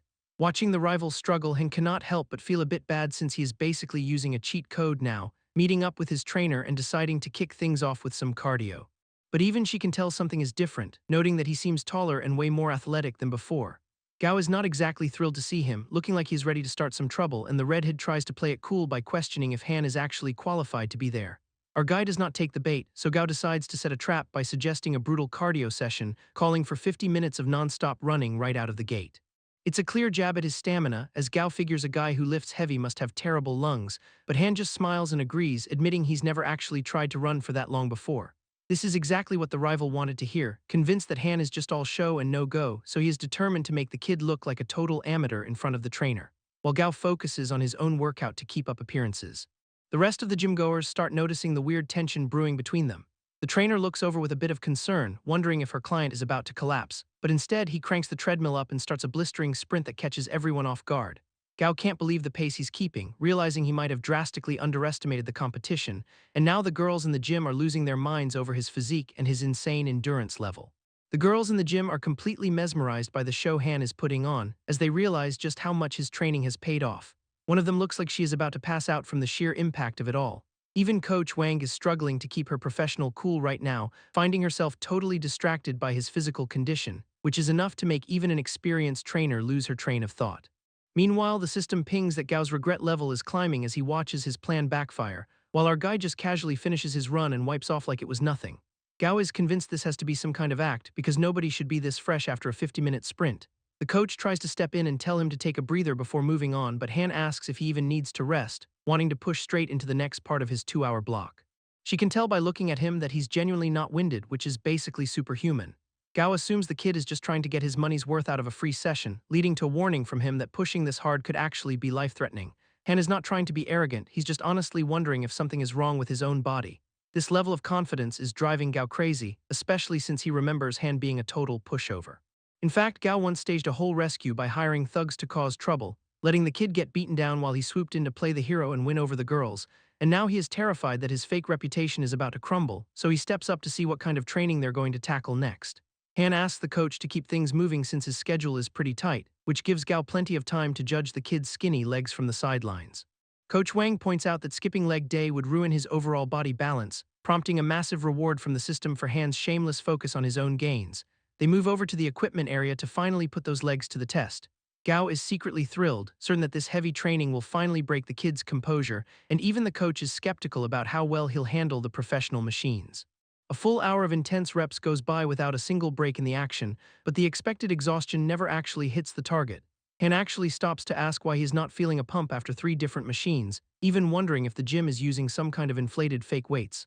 The insult to the equipment sends Gao into an absolute state of shock, while Han notices his stat growth is actually speeding up with the higher intensity. The session wraps up with Han looking like he just finished a light stroll, leaving everyone in the gym staring as he prepares to head out for the day. Gao watches in disbelief as his plan to humiliate the newcomer completely falls apart. Coach Wang catches him before he leaves to see if he is coming back for more, asking the question with so much energy that the whole gym freezes up. She even pulls out her phone to exchange contact info so they can stay in touch. Which is the final blow that leaves Gao completely shattered on the floor. Han finally wraps up his intense and grueling workout session for today and immediately hands over his personal QR code to the coach. Our boy is looking totally unfazed by all those heavy weights, but the same definitely cannot be said for the rest of the gym. Coach Wang is clearly happy to have him on her private gym contact list, while Gao watches the whole exchange like his entire world is ending. He tries to corner Yunyuan about why she's being so friendly with a stranger, claiming the new guy is not actually an important client for their fitness business. But the coach is not having any of his passive-aggressive jealousy here tonight, telling him to act like a grown man instead of a suspicious little kid. She leaves him standing there while he tries to stumble through a weak apology as the elevator doors finally seal the deal on this massive social disaster. Han catches a system notification that Gao's regret level is spiking once again, realizing he does not even have to lift a finger to win this rivalry. As long as the other guy keeps digging his own grave with every mistake, Han just needs to wait patiently for the system rewards to roll in. He heads out of the building feeling pretty good about his recent gym progress and checks his phone to find exactly the person he was looking for. It turns out Lin Mengxi is already blowing up his notifications with bonus points, though he shuts down her dinner invite with a single cold response. Han is not just acting busy to be cool, he's actually setting a firm boundary, telling the girl on the other end that his time is only for things that matter. Even with Lin Mengxi pulling out her best charm to land a dinner date, he shuts her down by calling the whole idea completely meaningless. To really twist the knife, he claims he never dates on workdays and hangs up, hoping this latest rejection finally pushes her regret level over the edge. But as the silence stretches on, he realizes that last 1% is being stubborn, while Lin is left staring at her phone in total disbelief that he actually cut her off. She's so rattled she cannot even finish getting her hair done, storming back to her place in a state of absolute frustration. The calm at her house does not last long before the sound of glass shattering, as she takes out her anger on a framed photo of the guy who just ghosted her. Across town at the media building, Han's morning starts with a sudden sneeze, making his assistant worry that he might be coming down with something.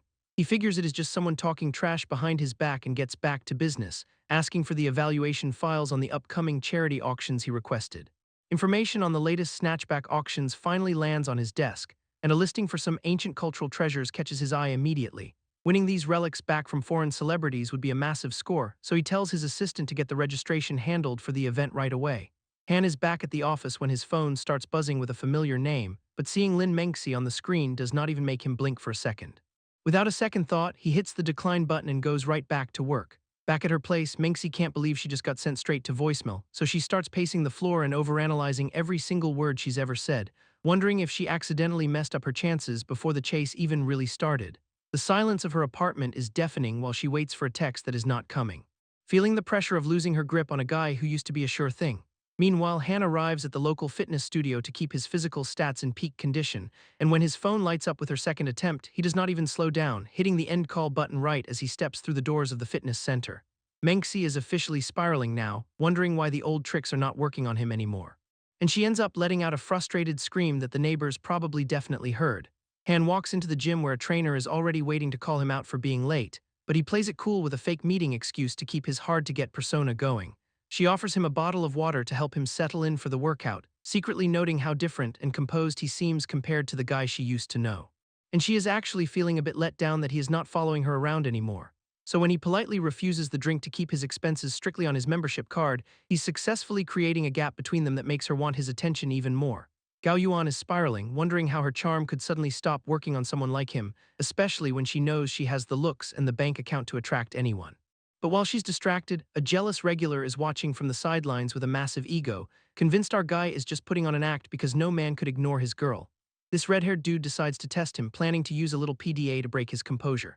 Meanwhile, Han stays locked in on his workout, completely ignoring the drama brewing nearby, and his focus is so intense that he's actually starting to draw a crowd of admirers. The other women in the gym are literally drooling over his physique and questioning his relationship status, which definitely does not go unnoticed by the trainer who is already feeling a bit territorial. She makes her move during his leg set, trying to strike up a casual conversation about his routine, but Han keeps the answers short and dry, simply stating that leg day is just useful. Her mind immediately goes to the gutter, wondering if he's training for something more intimate. Only for him to shut that down with a boring lecture on blood flow and preventing varicose veins. He even asks if she has other clients to attend to, making it clear he is not here for chat.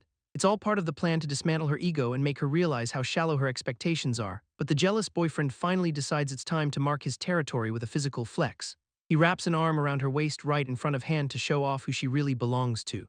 Expecting a reaction that never comes because Gao Yuan is the one who actually blows up. She shoves him off in a fit of rage, reminding him that this is a professional gym and not a club, and she blames his constant slacking and unprofessionalism for why their business is currently tanking. Han watches the regret meter tick up another 5%, as Gao Yuan tells her colleague to handle his own mess while she focuses on training. Our guy is loving the free help, thinking this trainer is the world's best wingman by being so annoying. The guy actually doubles down on the stupidity, grabbing her arm and asking if she's just being moody. Gao Yuan snaps back, asking if he wants to announce her cycle to the entire gym and demands that he let go of her right this second. She makes it clear she's done with his drama and tells him to stay the hell away from her. Standing there rejected, the trainer realizes he's completely tanked his reputation with her, but he decides to blame Han for the shift in her attitude instead of his own big mouth. He pulls out his phone to call in some outside muscle for a favor, telling his buddy to get down to the gym so they can blow off some steam on Han. Meanwhile, Gao Yuan catches up to Han as he's heading out for the day, using their status as old classmates to score a dinner date for tonight. Han plays it cool and accepts the offer, knowing exactly how to keep a goddess like her off balance. She tells him to wait while she goes to shower and change into something better, convinced that Han is just pretending to be calm while secretly screaming with joy. He takes a seat in the lobby to wait for her to get ready, but Han's actually noticing that her regret level is moving way slower than his previous targets. Across the gym, the jealous trainer is already picturing Han begging for mercy on his knees, and he heads toward the locker rooms to prepare for the upcoming ambush. Gao Yuan finishes getting ready and tells Han it's finally time to head out. As they leave the gym, the jealous trainer is already on the phone, giving his hired muscle the signal to start the operation. Gao Yuan offers to drive since she knows a great spot for dinner, but just as Han is about to get into the passenger seat, a heavy hand slams against the car door to block his way. This random thug starts demanding to know why they took his parking spot, and he's clearly not alone as his backup starts closing in from behind. Gao Yuan steps in to see what the commotion is about, only for the leader to shift his focus and start crowding her space instead. He doubles down on the lie about the parking space being reserved for him. But Gao Yuan is not having it, pointing out that it is a first-come, first-served public lot.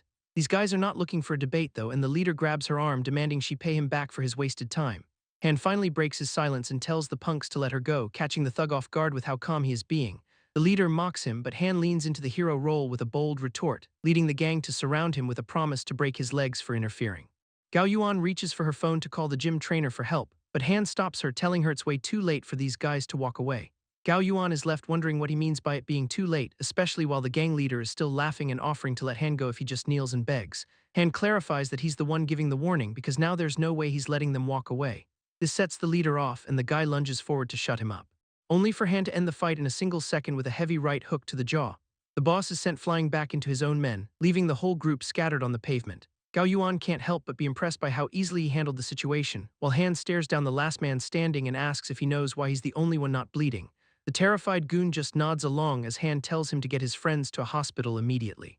When Gao Yuan asks where he learned to fight like that, our guy just shrugs it off to go find some dinner. She's still in a bit of a daze as they head back to the car, driving away while she replays that counterpunch over and over in her head. Seeing him in a new light causes her regret level to spike another 20%, realizing that there really are good guys left who can actually back up their talk. They pull up to a massive skyscraper for their meal. Stepping into an incredibly high-end dining room that feels a world away from the parking lot brawl. The waiter brings over a bottle of 90 Petrus to get things started, pouring out the expensive wine as the mood finally starts to settle down. Gao Yuan offers a toast, admitting she would have been in real trouble if he had not stepped in, and they clink glasses to celebrate a night that turned out way better than expected. Gao Yuan mentions she heard a rumor about him finding a high-paying job in the city, but Han drops the act and admits he's actually been unemployed for a few months.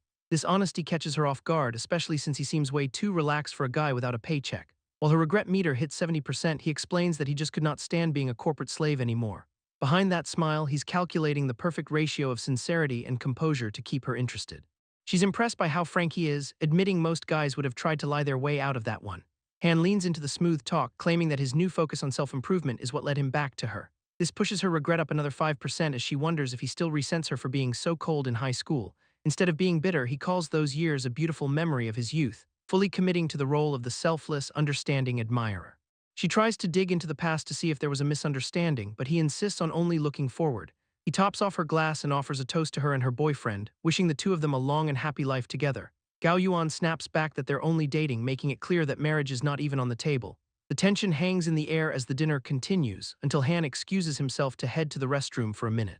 As soon as he is out of sight, her phone starts blowing up, showing an incoming call from her boyfriend, Wang Taran. She picks up with an impatient tone, asking why he's checking up on her in the middle of her meal. Over at the gym, Taran sounds pretty insecure about who she is actually spending her evening with. Wang Taran is fuming at the gym because none of his lackeys are picking up their phones. While Gao Yuan is not having any of his passive-aggressive attitude and calls him out for being suspicious. He immediately folds and starts begging her not to take his paranoia the wrong way, but she is done listening and hangs up the phone before he can finish his excuse. Han checks his system and sees her regret has jumped another 10% thanks to that unintentional assist, leaving her to sit there wondering why Taran has turned into such a paranoid mess lately. A realization starts to hit her right as Han makes his way back to the table, and he notices her phone was moved, realizing the boyfriend just did all the heavy lifting for him. The kid is loving the fact that he does not even have to try when the competition is this bad, so he slips back into understanding admirer mode and suggests they cut the night short so she can rest. Using an old nickname catches her off guard and pushes her regret up even further as they leave. He offers to drive her car home for her and then just take a taxi back to his place, which is all part of the strategy to maintain a perfect gentlemanly image at the most critical moments. And he insists that helping out an old classmate like this is really no trouble at all. Gao Yuan finally agrees, clearly touched by how much more considerate he is than the man she is actually dating. Han watches her and wonders if he can get that regret meter to max out before the night is over. They eventually pull up to her place after a quiet drive across the city, and he makes sure to walk her all the way to the entrance like a pro. Han turns down the offer to come in for a drink, claiming he wants to avoid any further misunderstandings, reminding her that they will be seeing each other in a couple of days anyway as he heads out. Han sticks to the script and tells her it is time for him to head out, leaving her standing there wondering if he is actually going to just walk away like that.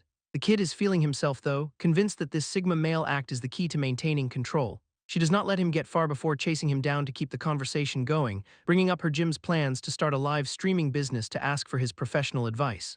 The request gives him a perfect opening to push his luck just a little bit further. So he waits while she practically begs for a chance to talk shop with him. He plays it cool by suggesting she talk to one of his female managers instead, and then immediately hails a cab to make sure he does not overstay his welcome. As the car pulls up, he keeps the exit brief and leaves her standing on the sidewalk. Gao Yuan is left reeling from the rejection after making it so obvious she wanted him to stay. The system rewards him with 5 points for successfully playing hard to get with a goddess, confirming that his refusal to cave into her charms is the ultimate power move.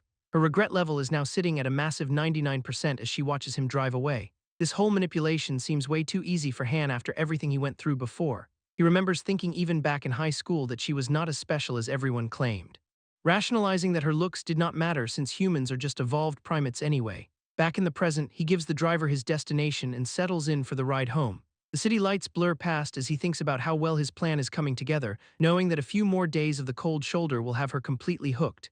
Han checks his phone at the apartment entrance to make sure his look is perfect. He pockets the device, satisfied that his outstanding effect is ready for a test run.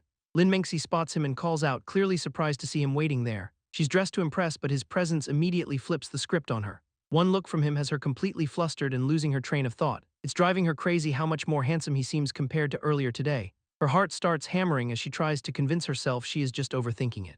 Han keeps things casual, asking if there was something she specifically needed.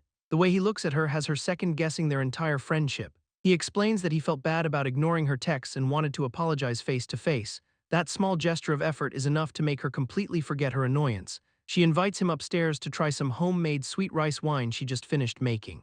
When he asks if it's actually any good, she tells him he'll have to find out for himself. He agrees to a quick taste test, though he makes sure to mention he has other plans later. Once they are inside, she gets straight to work in the kitchen while he takes a seat. She can't help stealing glances at him while she's supposed to be busy at the stove. The charm offensive is working so well she starts questioning her own perspective on his looks.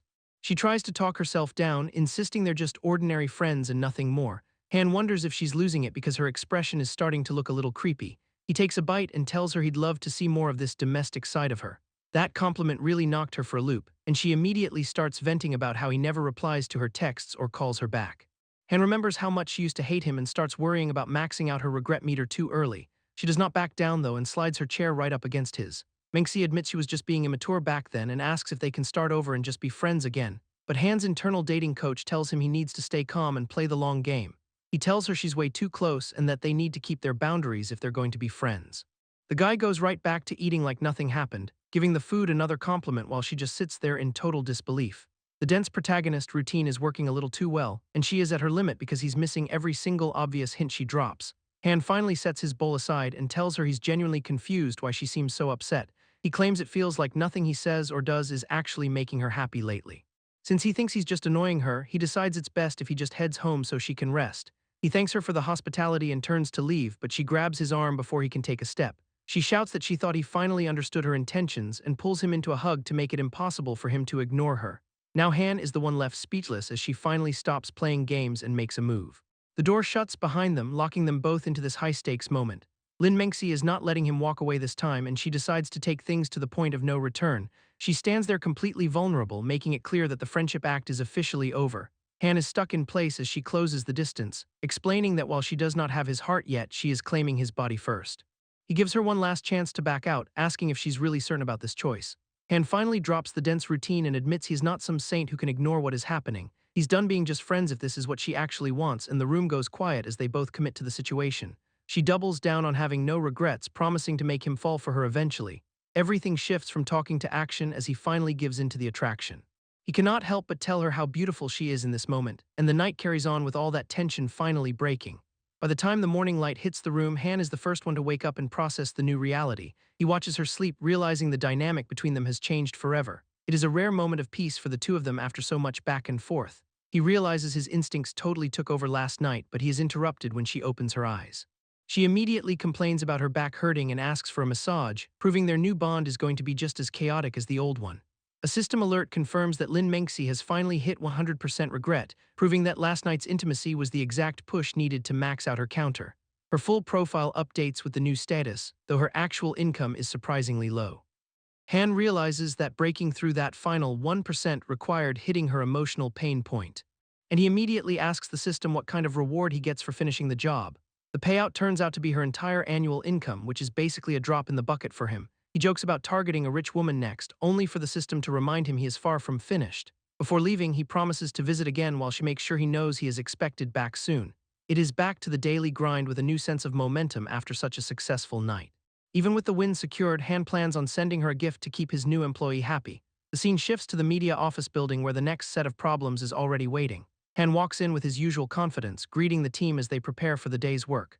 The staff immediately reports that Lu Shui's company is officially trying to start a battle, and since they're targeting Han specifically, the team is not sure if they should even engage. This new rival's aggression does not faze him as he starts looking for their specific weakness. He spots the perfect opening and decides it is time for someone else to step into the spotlight. Despite her hesitation about him staying behind the scenes, he tells Xinyuo she's taking the lead. Since the other side initiated the challenge, Han decides he'll be the one setting the terms. The goal is to promote her to the very top, using the battle to max out her own regret level. Xinyuo worries about her current rank being too low, but he reminds her that these opportunities do not last. Xinyuo is officially on board with the plan, so Han tells Gao Wen to inform the rivals that the team battle is a go. The crew is ready to move, and Gao Wen wastes no time making the call. Word travels fast across the city to the rival headquarters as Lu Shui makes her way through the office, heading straight for the executive suite with the update. She tells boss Liang that their targets have finally taken the bait. This guy is looking for a major comeback after his last defeat, and it turns out he's packing a simp tycoon system of his own. The match is set for tonight, which is exactly the timeline he wanted. Liang promises to wipe away their past shame with a landslide victory, giving them the power to write whatever hit pieces they want about the losers. His plan relies on simping hard enough to trigger a massive payout in gold coins. And he is not shy about getting aggressive with his public displays of affection. Lu Shui asks what her reward will be once the win is secured, while the office staff can only stand by and watch the awkward display. Liang is more focused on marking his territory than professional boundaries, treating the upcoming battle like a victory lap before it even starts. A new alert chimes back at Han's desk as the pieces fall into place. Han sees a notification that Lu Shui is officially on his regret roster for tonight. Han thinks the system is making things way too hard on him lately, complaining that these mission targets are not even his type. The system claps back with a slander warning, snatching half his rewards, but then it flips the script and hands over a huge bonus for his arrogance. While he is trying to make sense of the math, someone knocks on the door. Lin Mengxi steps in wanting a private word with the boss. He lets her in, noticing she is a bit more tense than usual. Once she is settled in the chair, the conversation gets real. She starts by expressing how much she appreciates the chance to prove her worth. This is not just about a stream, she wants to win on her own merit. That kind of ambition catches Han off guard, and he decides she is a target that needs a professional angle. A quick system notification shows she's already generating passive income. Han realizes every female lead is basically a walking ATM for his retirement. The girl is confused why he is suddenly smiling to himself. He leans in and asks what her backup plan is if she fails. Failing is not an option for her, and she makes that very clear. He loves the confidence but reminds her he will not be holding back. Lin Mengxi promises to bring honor to the company during the PK. To keep her motivated, Han offers a direct promotion to S rank for a victory. Lin Mengxi is officially all in on this promotion challenge, leaving Han to focus on the bigger picture of his empire. Somewhere else, a rival player gets a ping on his own system, logging in to see what the latest mission entails.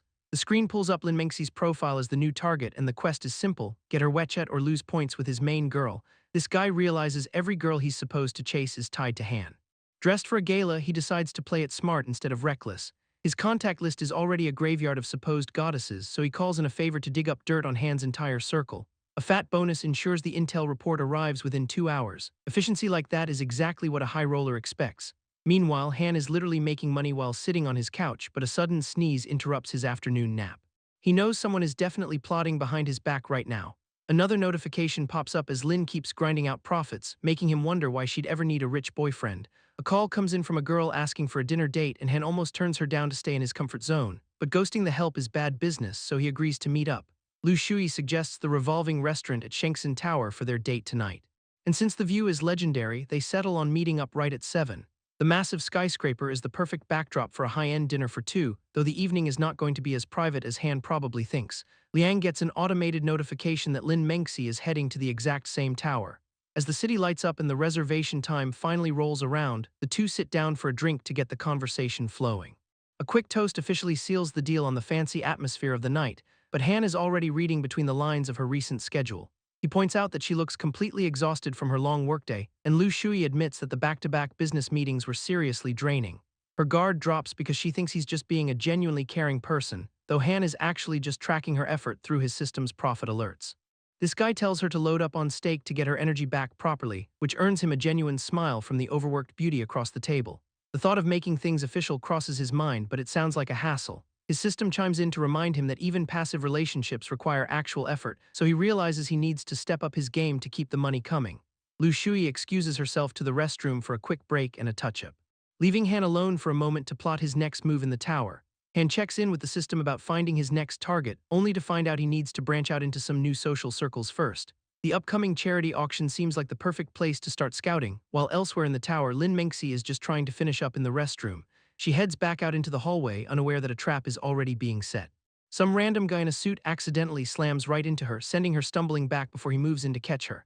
This dude is clearly following a script, making sure to grab her just right, and then follows it up with the fakest concerned apology you've ever heard. Lin Mengxi is not having any of it and tries to brush him off immediately, but the guy doubles down with a cringy "you look familiar" pickup line. She shuts him down with a cold stare, wondering what era this guy thinks he is living in. His hero saves the beauty plan is failing miserably since she will not play along, so he signals his buddy that it's time to switch to the backup plan. Their next move is to manufacture a crisis that she cannot just walk away from. A second guy steps out to block her path and starts acting like a total creep, demanding her contact info like he's doing her a favor by noticing her.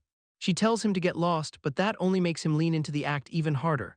The situation escalates when she warns him to show some respect and back off, but the guy grabs her arm, insisting that no woman ever says no to him. The creep keeps pressuring her, bragging about his supercar to get her into his ride. Right on cue, the hero of this staged drama makes his grand entrance. This new guy steps in and shoves the bully back, acting like a righteous protector. The bully sticks to the script, throwing out his dad's high-ranking corporate title as a threat. Our hero delivers a cheesy line about real men while privately grading his partner's performance. Mengxi is not impressed at all, feeling like she's trapped in a bad soap opera. The guy offers to take her to the hospital or file a police report, doing his best to look like a saint. He is just waiting for her to swoon so he can naturally ask for her number.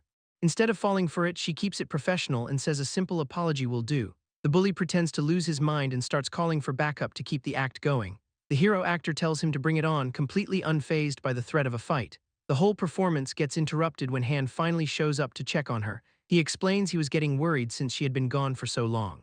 Han steps into the middle of the confrontation, completely shifting the dynamic of the room.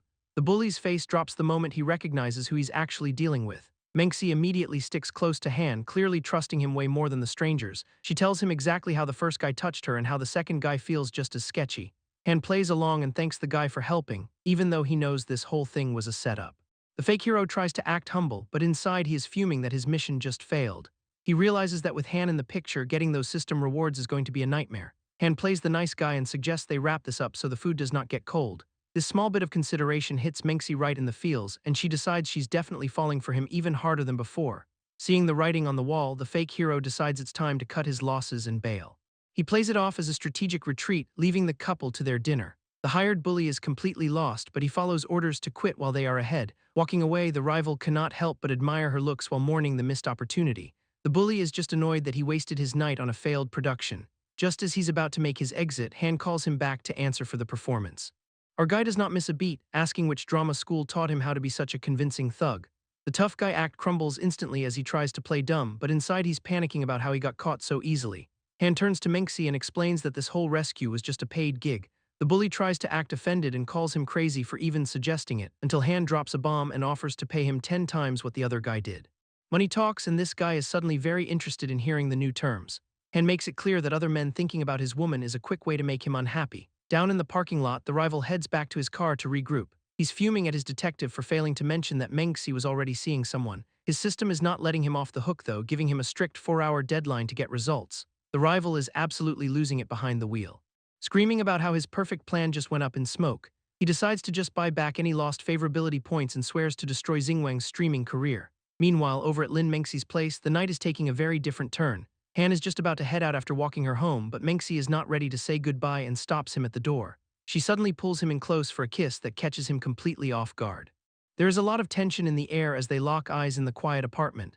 Mengxi starts letting her clothes slip, clearly wanting to make the most of the night, and she straight up asks him to stay over instead of leaving. Our guy keeps his cool though, reaching for a coat to cover her back up. He tells her to stop and behave herself while she's still in this state. She's a bit confused, trying to thank him for everything he did for her today. Xingwang just brushes it off, telling her he did not do it just to get a reward. He insists she puts her clothes back on before she catches a cold from the alcohol. Mengxi is not taking no for an answer and pulls him back into another deep kiss. Han realizes that things are moving way faster than he originally anticipated. A thought crosses his mind that he was supposed to be the one taking charge here. He decides that backing out now would be a total blow to his pride as a man. So he finally stops fighting it and lets the night take its natural course. Mengxi being so forward catches him off guard, but our guy is definitely into her taking the initiative. Choosing to take the lead instead of just watching, he gets her full permission to do whatever he wants. The night wraps up with a celebratory pop as the focus shifts to the other power players in the city. At the Meow Media office building, the staff is busy preparing for a high-stakes competition. Xinyuo gets a major confidence boost from her manager, who insists she has the talent to outshine Lu Shui. The rookie is locked in and ready to prove her worth. Han is already back at his desk planning his next play, checking that the upcoming travel schedule is finalized. Everything is booked and ready to go for the next 2 days. He calls his assistant over to study Lu Shui's stats on the screen, wanting to know the best way to completely shut her down. The phrasing is a bit intense for his assistant, but she reminds him that Shui was the one who made it personal. She notes that women like her only respect absolute dominance, leaving Han to figure out how to project that kind of power. Han worries that playing the dominant high roller might be too much of a stretch for his personality, but there's no time for second guessing since the streaming battle starts in 2 minutes. He locks in and signals that the team is ready to go. Xinyuo takes a moment to steady her nerves before the cameras go live, finally hitting the broadcast button to start her show. She immediately goes into charm mode, asking the chat if they want to see her sing or dance. The rookie is even willing to turn up the heat if that's what it takes to win. Meanwhile, Lu Shui is getting ready on her end, though she's distracted by her usual top donor acting weird. She pushes the feeling aside to launch her own stream. Promising her fans a night full of surprises, Han watches the competing feeds, knowing Shui's only weakness is her obsession with wealth. It's the perfect opening to drop a massive display of financial force. The gift alerts start flooding the screen immediately, which is exactly how Han planned to bait her into his trap. Shui notices the username does not match her usual top supporter, and the viewers are losing it over the sheer amount of money being thrown around. This forces Shui to pivot and give this new big spender her full attention. The scale of the support is way beyond what she expected from a stranger, but she puts on the music anyway to start her performance. The Plenty of Time dance begins, and Shui is officially hooked on Han's bait. Shui leans into the performance, keeping her fans hooked with every move. The chat is already losing their minds over the big spender's presence. And the sheer volume of gift rockets makes her feel like this win is already in the bag. This leads her to message Han directly, asking for a proper name to call her new whale. Over on Xinyuo's feed, the audience is feeling the heat from a completely different vibe. The screen starts exploding with cruise ships and high-end rewards to match the energy, and Xinyuo keeps the gratitude flowing to keep her supporters engaged. Fans are loving the relaxed atmosphere, dropping even more tips to see what she does next. She is more than happy to lean into the requests as the total count climbs. Han plays the polite gentleman in Shui's chat, promising to shower her with even more wealth. But the friendly talk is just a distraction while the clock ticks down to the final seconds. Standing before his array of phones, the setup is ready for a coordinated strike. Han prepares to unleash the full force of his bank account before the stream ends. His hands move with enough speed to hit every device simultaneously. It's a literal blitz of digital currency designed to overwhelm the entire platform. This final burst of gifting is meant to solidify the lead and secure the bait. Every single tap represents a massive fortune being dumped into the battle. The intensity of the clicking reaches its peak as the deadline arrives. Han finally pulls back with his work done, having pushed his own limits to win. Xinyuo finishes her dance just as a fresh wave of rockets floods her screen, sealing the trap. The screen is completely buried under a mountain of gift rockets, and the chat is losing it because they cannot even see the stream anymore.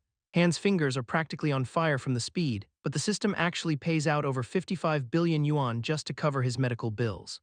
Xinyuo cannot believe her own eyes as the donation counter hits a level that should not even be possible in a normal battle. While over on the other side, Shui's chat is starting to suspect some serious money laundering is going down. She checks her private messages to see if her top supporter has anything to say about the sudden shift, but finds nothing but a deleted notification from the guy she thought was her biggest fan. Putting on a brave face, she tells her audience she's going to swap into a better outfit to keep the hype alive. The second she's off camera, she is sprinting down the hall to find the guy who's actually supposed to be funding her win. Liang is staring at his phone in a cold sweat, realizing the opposing side has a bank account that does not seem to have a bottom. And as she gets closer to his office, the sheer gap in the scores becomes impossible to ignore. Shui bursts into the room demanding to know why their lead is evaporating in real time.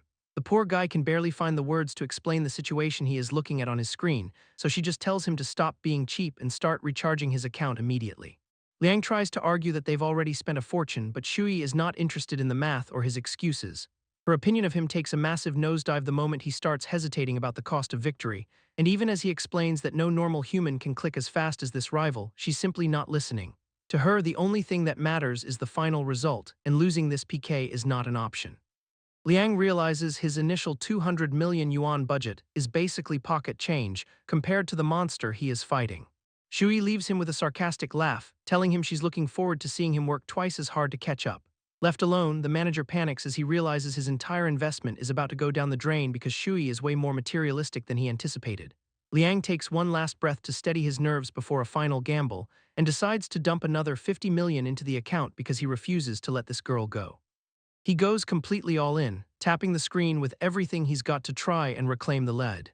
Han notices the sudden surge on the other side, but since he's got afternoon tea plans, he decides to skip the strategy and end this immediately. The kid starts swiping across his wall of phones like a human blur, and the sheer speed of his input starts breaking the app's logic. Even the system gets worried and just hands him the rewards directly to stop him from breaking the hardware. On the other end, Liang can only stare in horror as a literal tidal wave of rockets floods his screen. This guy literally drops his phone the moment he realizes he's been completely outclassed. He's left huddled on the floor, convinced he's fighting a literal ghost instead of a human. The staff outside hear the screaming and wonder if their boss has finally lost his mind, while Shui and her crew realize the PK is officially over and they've been crushed. She storms in to demand a plan now that all their big spenders are jumping ship to the rival agency. And her favorability rating toward Liang takes another massive 20-point hit. The poor guy is practically in tears knowing he just burned 100 million for a losing result. Liang finally hits his limit and decides this girl is way too high maintenance to keep simping for. Shui tries to act like the loss is no big deal, which only makes things worse, so he snaps back, telling her he did his part and her losing is entirely her own fault. And that leaves her standing there in silence, finally realizing she might have pushed her only benefactor too far. Shui officially calls it quits, but Liang is completely done playing nice. He tells her to walk if she wants, reminding her she is not actually a goddess. News of the fallout travels fast, reaching the top floor of the Duojin group. Inside the main office, Han's assistant brings him the latest update on the situation. She confirms that Shui has officially resigned from her agency, catching him off guard. Han figured this would happen eventually, but the timing is faster than expected. Seeing an opportunity, he decides to poach her and bring her under his own wing. His assistant warns him that Shui's ego might make her a difficult hire, but Han wants her signed before he shifts his focus to an upcoming auction. It's a bold move, and she decides to just trust his instincts for now. While he prepares the next steps, the boss decides to smooth things over with a little cash. Han drops another 10,000 on Shui's account, telling her the recent loss was no big deal. His assistant jokes about the cost as Shui fumes in an elevator across town until she checks her notifications and sees the massive gift waiting for her. The gesture actually works, making her feel guilty for being so standoffish earlier. Then the mystery man finally drops the bomb and reveals he's the head of the entire Duojin group. Realizing she's been talking to the big boss this whole time, she agrees to meet him for dinner. Han is already on the move, having booked a private room to discuss her future. Shui pulls up to the meeting spot, suddenly very nervous about who she's about to face. The stage is set at a high-end restaurant for a deal that could change her entire career. Shui finally walks into the private room and spots the man waiting for her. Han greets her with a smile, confirming he's the one who set this whole meeting up. The realization hits that he's the same guy from the bar, the legendary big spender everyone's been talking about. He does not deny it, simply inviting her to take a seat so they can finally talk business. Once she's settled in, the conversation immediately turns to his history with her biggest rival. Shui points out that he's the same patron who's been keeping Gao Wen at the top of the charts. Han admits to the connection while the waiter starts pouring the wine, which makes the power dynamic in the room feel even more lopsided. Shui finally understands why she could never win against her rival when someone this rich was backing the other side. She wonders if this is all just a joke to him, or if he's actually bold enough to poach his own star's rival. The boss explains that once she joins his agency, there won't be any more competition, only colleagues. Shui still isn't entirely convinced of his motives, so Han decides to skip the small talk and tells her to name her price for a signing fee. Thinking he's just trying to humiliate her, she decides to throw out a number so high it'll end the conversation. She demands 100 million, and without a second of hesitation, the man simply says, done. The sheer scale of the offer leaves her speechless, especially since she was only hoping for a tenth of that. Her regret meter spikes as the system registers Han massively overpaying for her contract, but he just doubles down, suggesting that enough money can turn any rivals into very close partners. Shui has to admit the logic makes sense when there's a 9-figure check on the table. Now that the hook is set, Han waits for her final answer, knowing he's successfully bought her loyalty. Han leans in with the smooth talk, telling Shui he's got more money than he can spend and wants to blow it on her. The delivery is so flawless it actually makes her heart skip a beat, and the regret meter spikes again as she realizes how much she has missed out on by being his rival. Shui finally caves and agrees to give his company a shot, though she's still hesitant about committing long-term. That's fine by him since he doesn't believe in trapping talent with binding contracts anyway. And he points out that being cheap is just a great way to shoot yourself in the foot. This display of absolute confidence is enough to officially win her over, so they decide to make the partnership official right then and there. With a handshake, the deal is sealed, and Han has successfully poached his biggest rival's best asset. Our guy is feeling pretty good about the day's work now that he's secured another heavy hitter for his agency. Meanwhile, across the city, things aren't going nearly as well for the competition.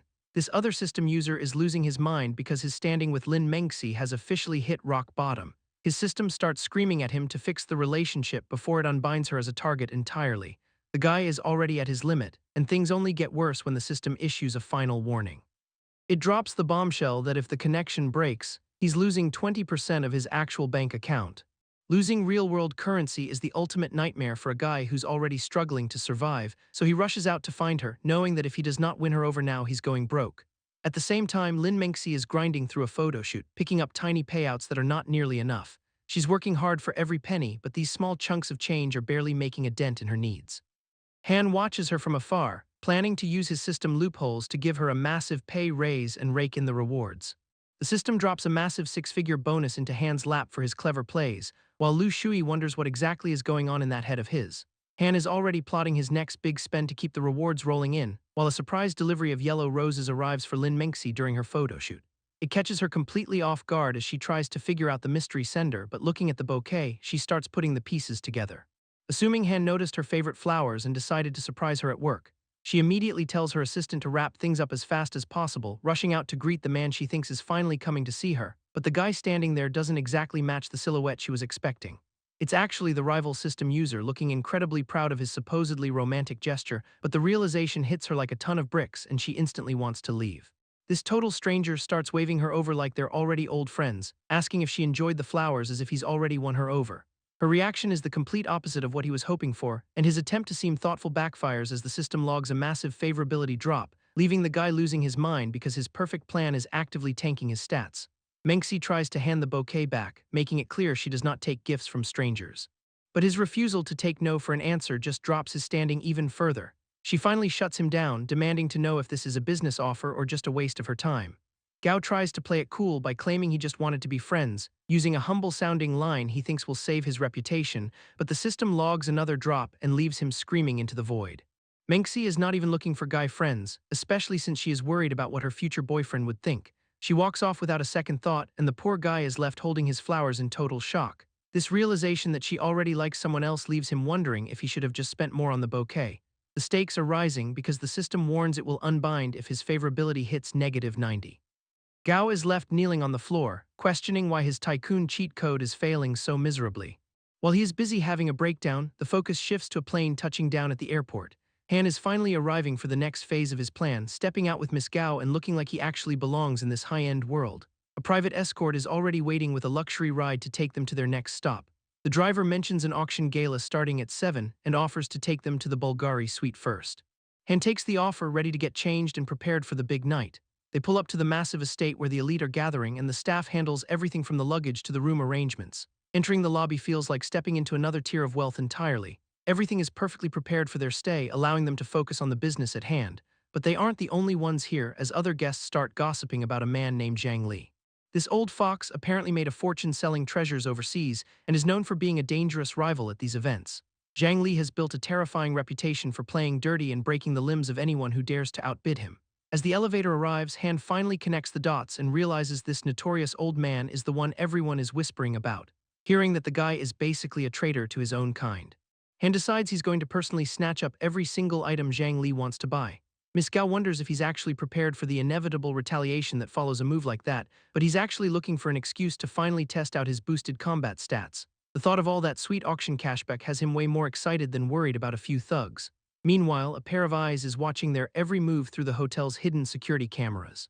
Zhang Li is listening to the entire conversation from his suite, finding it hilarious that some random kid thinks he's a genuine threat to his empire. With a simple flick of his wrist, the old man calls in his secret weapon to handle the situation before it gets out of hand. His top subordinate arrives ready for her next assignment, and Zhang Li makes it clear he wants this newcomer to know exactly who runs this city. She promises to have Han tamed and obedient before the auction even reaches the final lot. The boss is genuinely looking forward to seeing how much fight the kid actually has in him. While the villains plot their next move, Miss Gao gives Han her full vote of confidence for the night ahead. The stage is officially set for a massive collision between the two groups, so the duo heads off to their separate suites to rest up before the bidding war begins.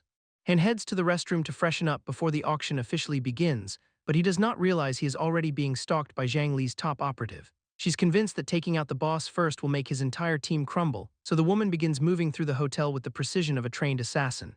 After clearing the stairwell and heading for the upper levels of the building, she uses a grappling line to reach the exterior ventilation ducts. The plan is to infiltrate his private suite through the ceiling, which means wedging herself into a tight crawlspace to avoid detection, and creeping through the dark vents until she is directly over her target. She finally finds a perfect vantage point right above the bathroom, where Han is currently distracted by all the high-tech fixtures. The kid starts pressing random buttons on the fancy electronic bidet, clearly having way too much fun playing with the different luxury settings. After a few more curious clicks on the control panel, the machine retaliates with a high-pressure jet directly to his face. Our supposedly dangerous target is currently losing a fight to a toilet, and he's genuinely worried that the bidet blast is going to scar him for life. Watching from the vent, the assassin is starting to question his intelligence, wondering if she's actually hunting a genius or just a complete idiot. Han continues cleaning up, while the spy stays hidden to rethink her entire strategy. Han gets a sudden system notification that a woman named Murong Fanghua has joined his regret pool, giving him a full breakdown of her age and height despite her not being in sight.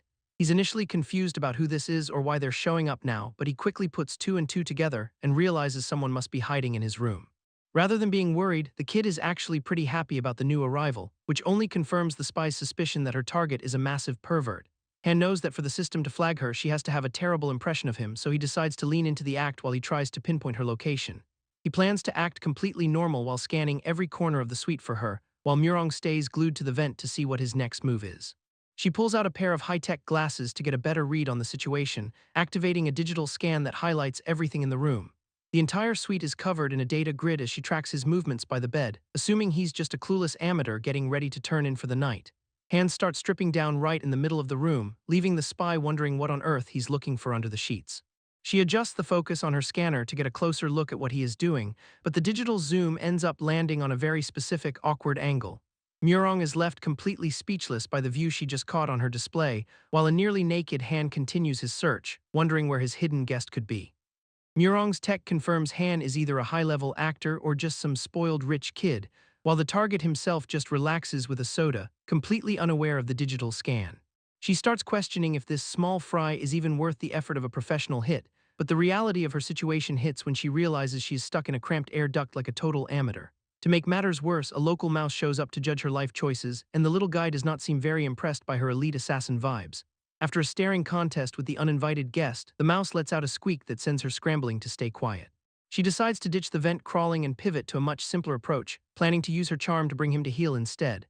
This guy is going to be her personal ATM by the time she is done with him. Shortly after, the sun is up and it is time for the official meet and greet, starting with a confident press of the doorbell to Han's luxury suite. Bro answers the door looking like he just rolled out of bed, only to find her posing as a beginner's guide specialist for the upcoming auction. Han's system immediately flags the new arrival with a character profile alert, confirming she is the same spy who was just lurking in his vents. He is more than ready to play the fool and turn the tables until she becomes his personal ATM instead, so he plays along and offers to take the conversation downstairs to a more public setting. Murong insists on coming inside for a private chat, and Han is more than happy to let the trap walk right through his door. Han notices his favorability rating with the girl is sitting at a solid negative 10%, knowing exactly what kind of total creep she thinks he is for letting her in. Murong is momentarily thrown off by his weirdly magnetic personality and the charm he is radiating, but she stays focused while he offers her the standard drink menu of soda or juice. Instead of a beverage, he suggests they start playing a little game of their own, which is the exact opening she was looking for to finally make her move. Han suddenly plays the "I'm feeling dizzy" card and leans right into her shoulder, giving the spy the perfect opening to drop the act and strike while his guard is down. A quick strike sends Han tumbling backward across the room like he's been hit by a truck, ending with him face down on the floor as her trap finally snaps shut on him. She dismisses him as just another horny rich kid with zero awareness of the world. While Han is internally thanking his high stats for keeping him fully conscious through the hit, Murong reveals her plan is to turn him into a lapdog for some guy named Mr. Zhang, providing Han with the first real clue about who is actually behind the hit on him. The spy pulls out her gear and announces it is time for the classic trio of punishment, leaving Han genuinely confused about what kind of weird game she is actually playing. A quick transition later and the situation in the suite has escalated quite significantly, finding Han completely bound in heavy ropes and stuck in a chair in the middle of the room. He puts on a confused act to see how far she is willing to take this interrogation, waiting for the right moment to flip the script on his captor and take control. Han questions if this game is going a bit overboard, but Murong is strictly all business, demanding his total cooperation. The kid points out that tying someone to a chair is a pretty weird way to seek help, especially when she reveals the plan is for him to back her master at an upcoming auction. The terms are simple: do not outbid her boss and pay for whatever he wants, basically turning Han into a human ATM. To make sure he stays in line, she pulls out a tablet loaded with some very specific blackmail material. The photos show Han completely bound and helpless, framing him in a series of compromising positions that look pretty bad out of context. Murong clearly thinks these shots are enough to destroy his social standing, but Han just stares at the screen like he's reviewing a mediocre portfolio. He actually starts critiquing her photography skills and asks which social media platform she plans to leak them on. When she asks if he's worried about his reputation being ruined, he reminds her that he's technically the victim here. She tries to bluff by saying she can make the public believe any caption she writes, but her target is not biting, and he is already bored with the conversation. Murong insists that rich guys always value their image above everything else, so Han tells her to go ahead and post them since he can just pivot to live commerce if things get messy. This nonchalant attitude catches her off guard since her previous victims usually begged for mercy at this point. Realizing she's officially out of tricks, our guy decides it's time to stop playing along. With one heavy flex, the thick ropes start snapping like they're made of cheap twine, and he stands up completely free, making it clear he was never actually her prisoner. Murong cannot believe he just walked out of those restraints, especially when he closes the distance before she can even blink. He casually swipes the tablet right out of her hands and drops her full name like they've been friends for years. Hearing her exact age, height, and weight listed off leaves her stunned, making her wonder how a target could have her entire file ready. Little does she know he's just reading her stats off a floating screen, enjoying how easy it is to rattle a professional mercenary. The system confirms she's starting to regret this entire encounter, yet she still tries to play it cool by asking why he has not attacked. Han points out that she already calculated their power gap, knowing a real fight would only end with her career being destroyed. Since she went through all the trouble of setting up the lighting, he decides to keep the tablet and put those photography skills to use. Role reversal has her questioning what he plans to do next, and he simply explains that it's only fair he gets some photos of his own. The way he is smiling tells her this is not going to be a standard photo shoot, prompting her to call him out for being a total creep. But before she can find a new weapon or an exit, he reaches out and tears the collar of her dress wide open. Murong tries to end this with a knife, but Han's reflexes are too fast for a surprise attack. Even her follow-up kick gets shut down immediately, leaving her pinned to the bed with no way to move. She tries to call his bluff by telling him to just kill her, though he reminds her that murder is messy and photos are much more effective. The realization that she's stuck with no leverage has her going quiet, but he is not interested in her silence or her permission. As the system registers her first real spike of regret, Han notices a very specific and unexpected reaction to his dominance. He decides to test if she actually enjoys being pushed around, threatening to use a whip if she dares to resist him further. The massive jump in her regret levels proves his hunch was dead on. And she finally stops fighting, even if she's still wishing him a terrible death. He grabs a belt to keep the intimidation act going while making sure every second of this humiliation is caught on camera. She's clearly anxious about what he's planning for the footage, but he just keeps her guessing while her regret meter keeps ticking up. By the time the sun comes up the next morning, he is back in his bathrobe and taking a delivery at the front door. Han hands over a mystery bag and tells the girl she's putting everything inside on, one by one. He shuts down her confusion, making it clear that the time for talking is officially over. Murong's regret ticks up the second she sees what he's actually bought for her. Han gives her exactly 3 minutes to change and strike a pose, or the punishment starts. She heads into the dressing room, still complaining about being forced into this weird situation. The first look is a full-on Sentai superhero suit that leaves her feeling completely ridiculous. Demanding more than just clothes, he insists she starts doing transformation poses too. Every embarrassing movement is being recorded directly onto his tablet for future leverage. Murong is struggling to process why he'd even have a costume like this ready to go. She was expecting the usual tropes like a bunny girl outfit, or maybe a nurse uniform if he was feeling particularly unoriginal. Perhaps even a police officer looked to lean into the whole authority dynamic. Han snaps at her for looking too miserable, claiming she is ruining the heroic vibe he's going for. He brings up the whip again to get her to commit to the bit, which only makes her more excited thanks to that secret masochistic streak of hers. Her regret points keep climbing as she realizes she is actually having a good time being threatened. The next outfit is a skin-tight bodysuit that even Han admits might be a bit too much. Murong keeps the poses coming while internally judging him for being such a specific kind of weirdo. The system keeps rewards flowing as she cycles through the rest of the collection, until Han finally decides he has enough blackmail material to call the matter settled. Han decides to keep the tablet since he's too lazy to transfer the photos, and demands 500,000 yuan for the device, calling it sentimental value. Murong realizes she's being completely fleeced by a professional negotiator, but the debt is settled between them as far as today is concerned. She warns him that he's still way out of his league against Mr. Zhang, though the threat doesn't seem to put a dent in his confidence. This boss apparently never fights fair and always has a backup plan ready. So Han asks if she'd be willing to spill those secrets under interrogation. The mere mention of the word sends her mind to some very specific places, and the system confirms her heart rate is spiking at the thought of submission. He sends her back with a message that he's ready for whatever her boss has, leaving her shocked that she's actually being allowed to walk out of there. Bro tells her she's just a harmless kitten who could not cause a storm if she tried, which is the one thing she will not take lying down as she finally makes her exit. Murong finally makes her way out of the room after the long shoot, only to run straight into a very familiar face waiting in the hallway. Gao Wen barely acknowledges her as they pass each other in the corridor, but she can't help but wonder why a cosplayer was just visiting Han. The new visitor knocks to announce she's arrived for their scheduled meeting, and Han pulls her inside to talk where the prying eyes of the building cannot see. Gao Wen steps into the room to join the strategy session, finding Han staring out at the city while he weighs their next move. He confirms that Zhang Li is almost certainly the one trafficking national treasures, so the plan for tonight's banquet is to get close and play the friend card. Gao Wen is still worried about that assassin he was just dealing with, but Han is confident he can turn that girl into a weapon against her own boss. He starts teasing her by patting her head, ignoring her protests about seniority, and tells her she's looking even more refined than the last time they met. The system actually drops a massive reward for his bold commentary, leaving Gao Wen trying to keep her composure as they head down to the car. Han realizes he might have been overlooking how cute she actually is, making a mental note to give her a raise once this mission is over. They arrive at the massive estate under the cover of night, being welcomed as the guests of honor by the staff at the door. The two of them walk in looking like a total power couple, stepping into a gold-drenched hall filled with the city's elite. They grab a pair of drinks to blend in while scanning the crowd, and it does not take long for Han to spot their target across the room. Zhang Li is holding court with a glass of wine in hand, but Han tells her not to stare since the scenery is much better than the man. Han plays it cool, claiming a guy destined to lose is not worth worrying about. Gao Wen is totally on board with the confidence boost, and they share a toast to a successful night of infiltration. Across the room, the man of the hour is already keeping an eye on the newcomers. Zhang Li seems intrigued by their arrival, though he's got other business to finish first. He's still thinking about the report he got from his operative earlier, who had to explain why she was dressed like a budget superhero after losing a fight. It is hard for him to believe one of his top assets went down that easily, but she confirms she was forced to deliver a very specific message. Han basically told her he's coming to settle the score personally. Instead of being worried, Zhang Li finds the whole situation hilarious, looking forward to seeing what this kid actually brings to the table. He excuses himself from his current group to go play the welcoming host, putting on his best fake smile to welcome the couple to the party, acting like a big shot who is just happy to help out some fresh faces, but Han is not interested in the pleasantries and calls out his memory loss. The system loves the direct approach and drops 1,000 points for the disrespect. Zhang Li's face is literally twitching as he tries to maintain his cover, realizing this guest has way more nerve than he originally anticipated, so Han tells him to stop wasting energy on goons and refuses to befriend a traitor.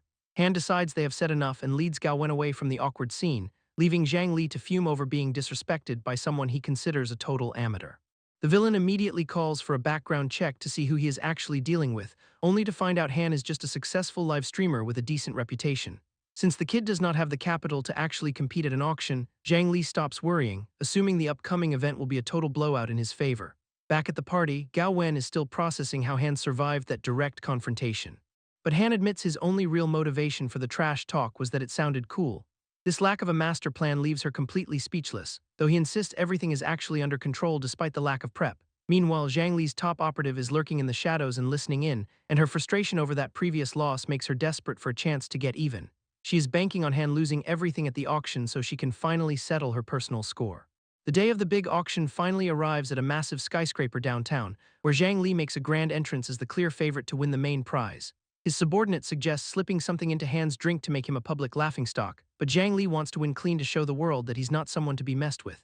Han suddenly appears right behind them and calls the ladies' little scheme cute, catching them both completely off guard with his silent approach. He mocks their supposed martial arts skills for not even noticing him standing right there.